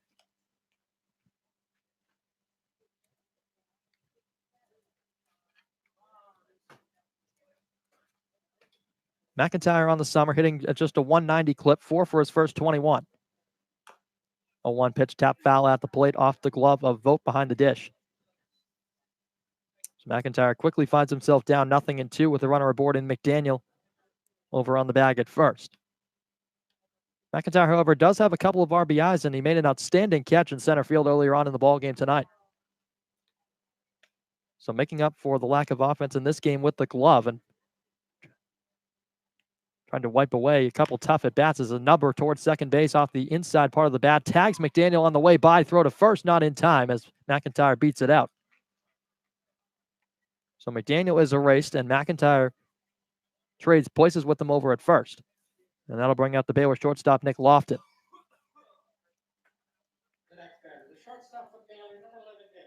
Lofton, however, has had himself a game to remember. Made a couple of outstanding plays defensively at shortstop, a backhanded diving stop, as well as he launched a single in the 6th. At the time was the second Harbor Hawk hit of the evening as a check over on first. Back in with a dive is McIntyre.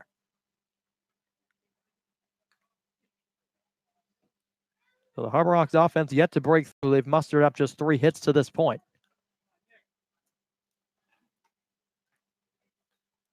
The lefty pitcher trying to subdue Hyannis, looking for their first win of the season as a fastball right down Broadway is in for a strike.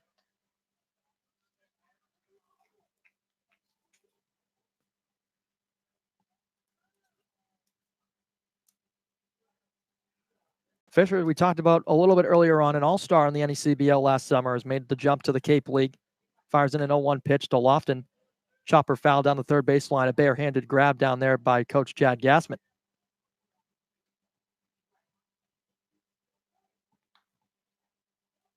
Well, Fisher certainly has a lot in his arsenal. Made 25 appearances in his sophomore season at Maryland. Working with an 0-2 count here against Lofton, the pitch. Swung on again, a dribbler down the third baseline on the infield grass, and nobody's going to have a play on it as Castanon comes in to retrieve it. But well down the line at first is Nick Lofton, moving up to second base. Mitch McIntyre on the play, and that'll bring up the Sun Devil, Trevor Hover.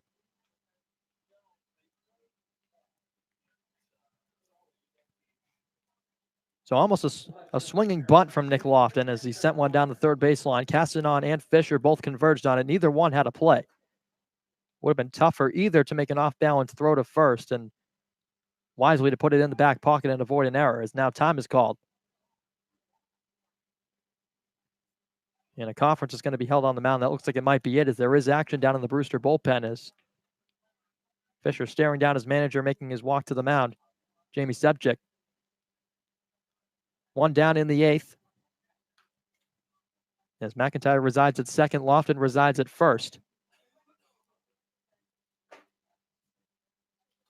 It looks like they will not take the ball away from Fisher as home plate umpire Tom Carey started to make his way out to the mound as the infield retreats back to their respective positions. Fisher is kicking some dirt around on the mound. Shook off a couple of words from his coach as he makes his way back to the dugout. So it will be the lefty Hover against the lefty Fisher in a matchup here late in the ballgame with 2 on and 1 out. Harbor Hawks with perhaps their best chance of the ball game, aside from the bases loaded situation they had a bit earlier on. First pitch from Fisher on the way. Fastball misses wide, 1-0.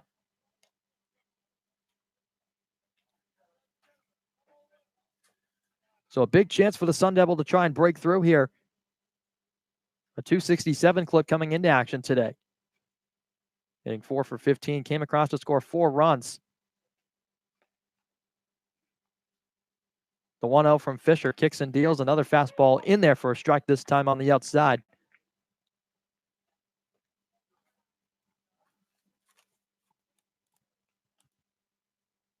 Hover on the day yesterday, 3 for 4, but did not drive in a run.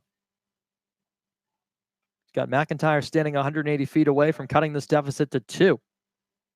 1-1 offering. Breaking ball way over the top of it as it missed down and away. But Hover helping out Fisher on the mound with a swinging strike, 1-2.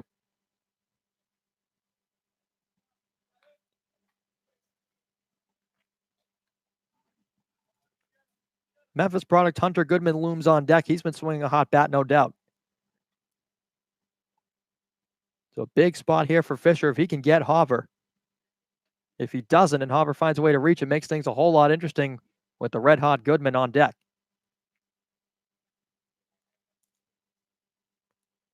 After a pause, the 1-2. Outside with a breaking ball, evens up the count once again.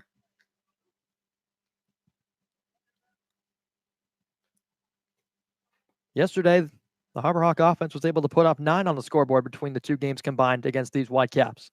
Tonight, however, the polar opposite. No runs on just 4 hits.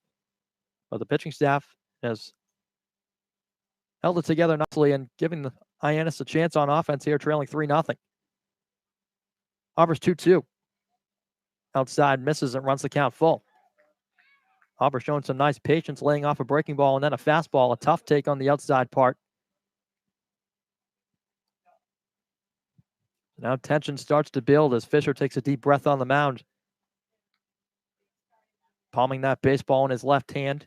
Glove tucked against his right leg. Now he comes set at the belt.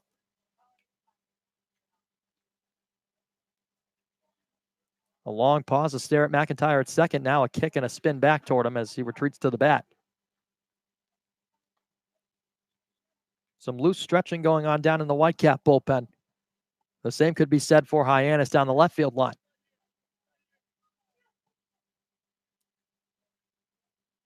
So now Fisher appears ready. And the payoff to Hopper on the way. Swung on. A bouncer towards short. Fielded on a knee as Workman goes to short. Way to second for one. Back to first. In time, a double play.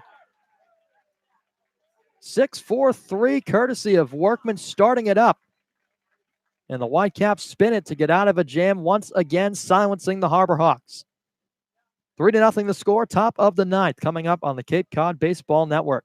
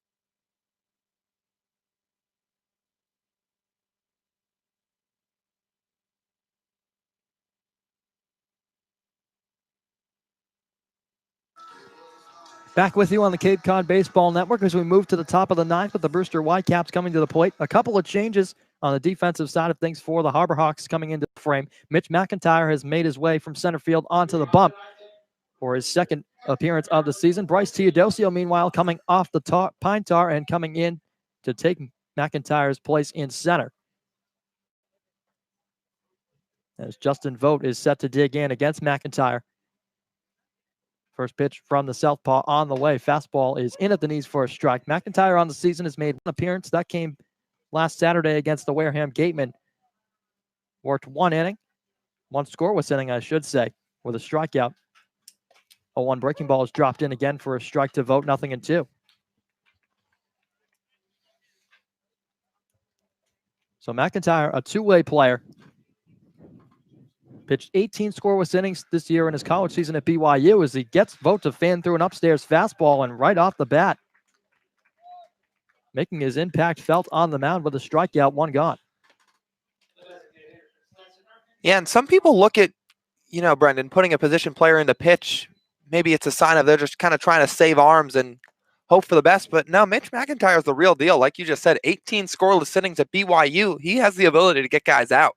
He's shown it already. Now he'll be tasked with facing Eric Fargo, the DH from Stetson, who's already launched a home run in this game. Other than that, a couple of flyouts to right field to deep right field to Rigsby Mosley. Dealing with a 1-0 count as a fastball missed up and in, brushing him off the plate. McIntyre already ready. Broken bat as it flails toward the backstop. Coming in to get it is DeSantelo. Quick picks it up, fires to first, and in time over to Brooks Carlson. And Fargo kind of looked back toward the backstop, wondering what in the world happened, or maybe wondering how much of his bat broke, but snapped basically completely in half, and DeSantelo, pretty easy play, just having to charge in a bit. So the number 9-man Damon Dew set to dig in now with 2 outs. A quick 2 outs from Mitch McIntyre on the hill. Lefty-lefty matchup as he's ready. Kicks and fires a breaking ball. That's a strike on the outside corner. So McIntyre not messing around. Very economical coming in from center field. Not even the bullpen. Has already played a full 8 innings as he drops in another strike. A fastball painting the inside corner. 0-2. 1 strike away from working out of this top of the 9th extremely quickly. 0-2, winds and fires. Fastball, swing and a miss, strike 3. How about Mitch McIntyre? 2 strikeouts in the top of the 9th. As he walks off the mound with a boatload of confidence, as well he should. But the Harbor Hawks not out of the woods yet. They trail by 3, trying to make a comeback to tie or win it in the bottom of the 9th on the Cape Cod Baseball Network.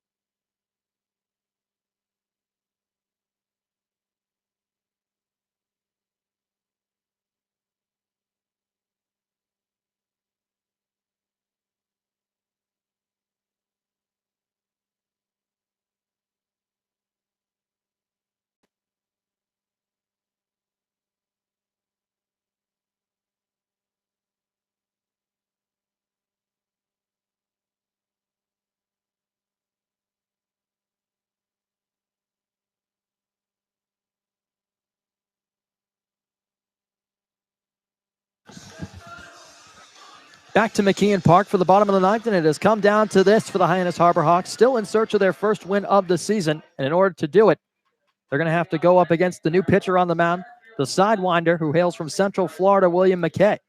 Making his 2nd appearance of his Cape League summer. He's gone 2 innings thus far, gave up 1 run. It wasn't earned. Walked 1, struck out 2, and as Bryce Teodosio steps in to lead off the inning with the Harbor Hawks down 3-0. First pitch sent in the air to center field. Davis back a couple steps, shielding the lights, and makes the catch at about sternum level. As Teodosio set down for out number 1. Here comes Jared DeSantelo. And some quick work there by William McKay. First pitch fly out to Teodosio. Sean Fisher's day ends after 3 innings, giving up just 2 hits, no runs, no walks, no strikeouts. So a pretty clean line for the Maryland left-hander. But now McKay looking to finish the job and pick up a save, because 3-0, he's in a save opportunity here. And he's already gotten off on the right foot. In his 1 appearance, he was a pitcher of record. He got the win as his record moved to 1-0 on the year as DeSantelo waved and missed at a breaking ball down and in, 0-1 the count. DeSantelo tonight 0 for 2 with the walk that came way back in the 1st inning. The 0-1. Breaking ball sweeping back over the plate, but couldn't pick up the bottom of the zone as the count evens the ball on a strike.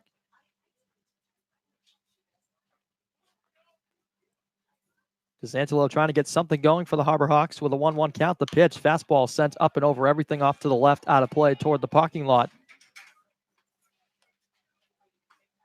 This game has moved very quickly, Lyle. It's just 2 hours and 36 minutes to this point. First pitch was at 6 on the dot. That's what happens when you get a 3-0 game. Only 10 hits combined between the two teams compared to all the scattered base knocks across the board in the doubleheader yesterday. This game just cruising along, like you said, Brendan. DeSantolo trying to fend off a strikeout, and he misses there with a fastball. Did the pitcher on the mound, McKay. Count evens at 2-2. DeSantolo kicking some dirt around before stepping back in. Brooks Carlson, the Sanford product, awaits on deck. The 2-2. Chopper toward first. Hardman over to get it. He'll take it to the bag himself, calling off the pitcher, McKay, who was running over to cover. And DeSantolo is gone 2 down now for Brooks Carlson. And Jared just got that one off the handle a bit, pushing it toward the first baseman, Hardman, who, like you said, Brendan, came in as a defensive replacement.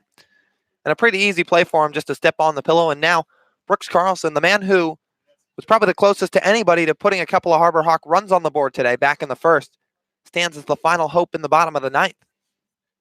Well, the right-handed hitting Carlson, first baseman out of Sanford, is the last hope for Hyannis tonight. As the first pitch is fired in, missing on the inside part for ball 1. Well, there's no clock in baseball, and that's for good reason. We've seen crazier things happen. Hyannis trailing 3-0 with 2 down in the bottom of the ninth. Nobody aboard as Carlson stares down the pitcher. McKay sends one on the ground on a hop, fielded on the backhand by Workman. Fire across the diamond in time, and that's the ball game. The Brewster Whitecaps sweeping the 3-game set with the Hyannis Harbor Hawks over the course of Father's Day yesterday and now tonight by a final score of 3-0. 3 runs on 6 hits for Brewster as they hang on for the victory. No runs on 4 hits for Hyannis as they fall now to 0-6-1 on the season. Brewster over 500 for the first time in 2019. They improved to 4-3 as the handshake line forms behind the mound here at McKeon Park. Hyannis drops another one, Lyle. This one was just about the bats not getting going. Yeah, and it's like we talked about after the doubleheader yesterday. We talked about this Harbor Hawks ball club needed some quality pitching, and they needed a good response from whoever the starter was to end up being today. Of course, it ended up being Thorson, and as a result, he was phenomenal. Outside of the 2-run blast given up to Fargo, he was absolutely cruising in his start. I mean, we'll give you the line one more time. 6 innings pitched, 3 hits, 2 earned runs, 4 walks, but 7 strikeouts. So for Thorson, he really gave his team a shot in the arm and pretty much everything the Whitecaps could handle today.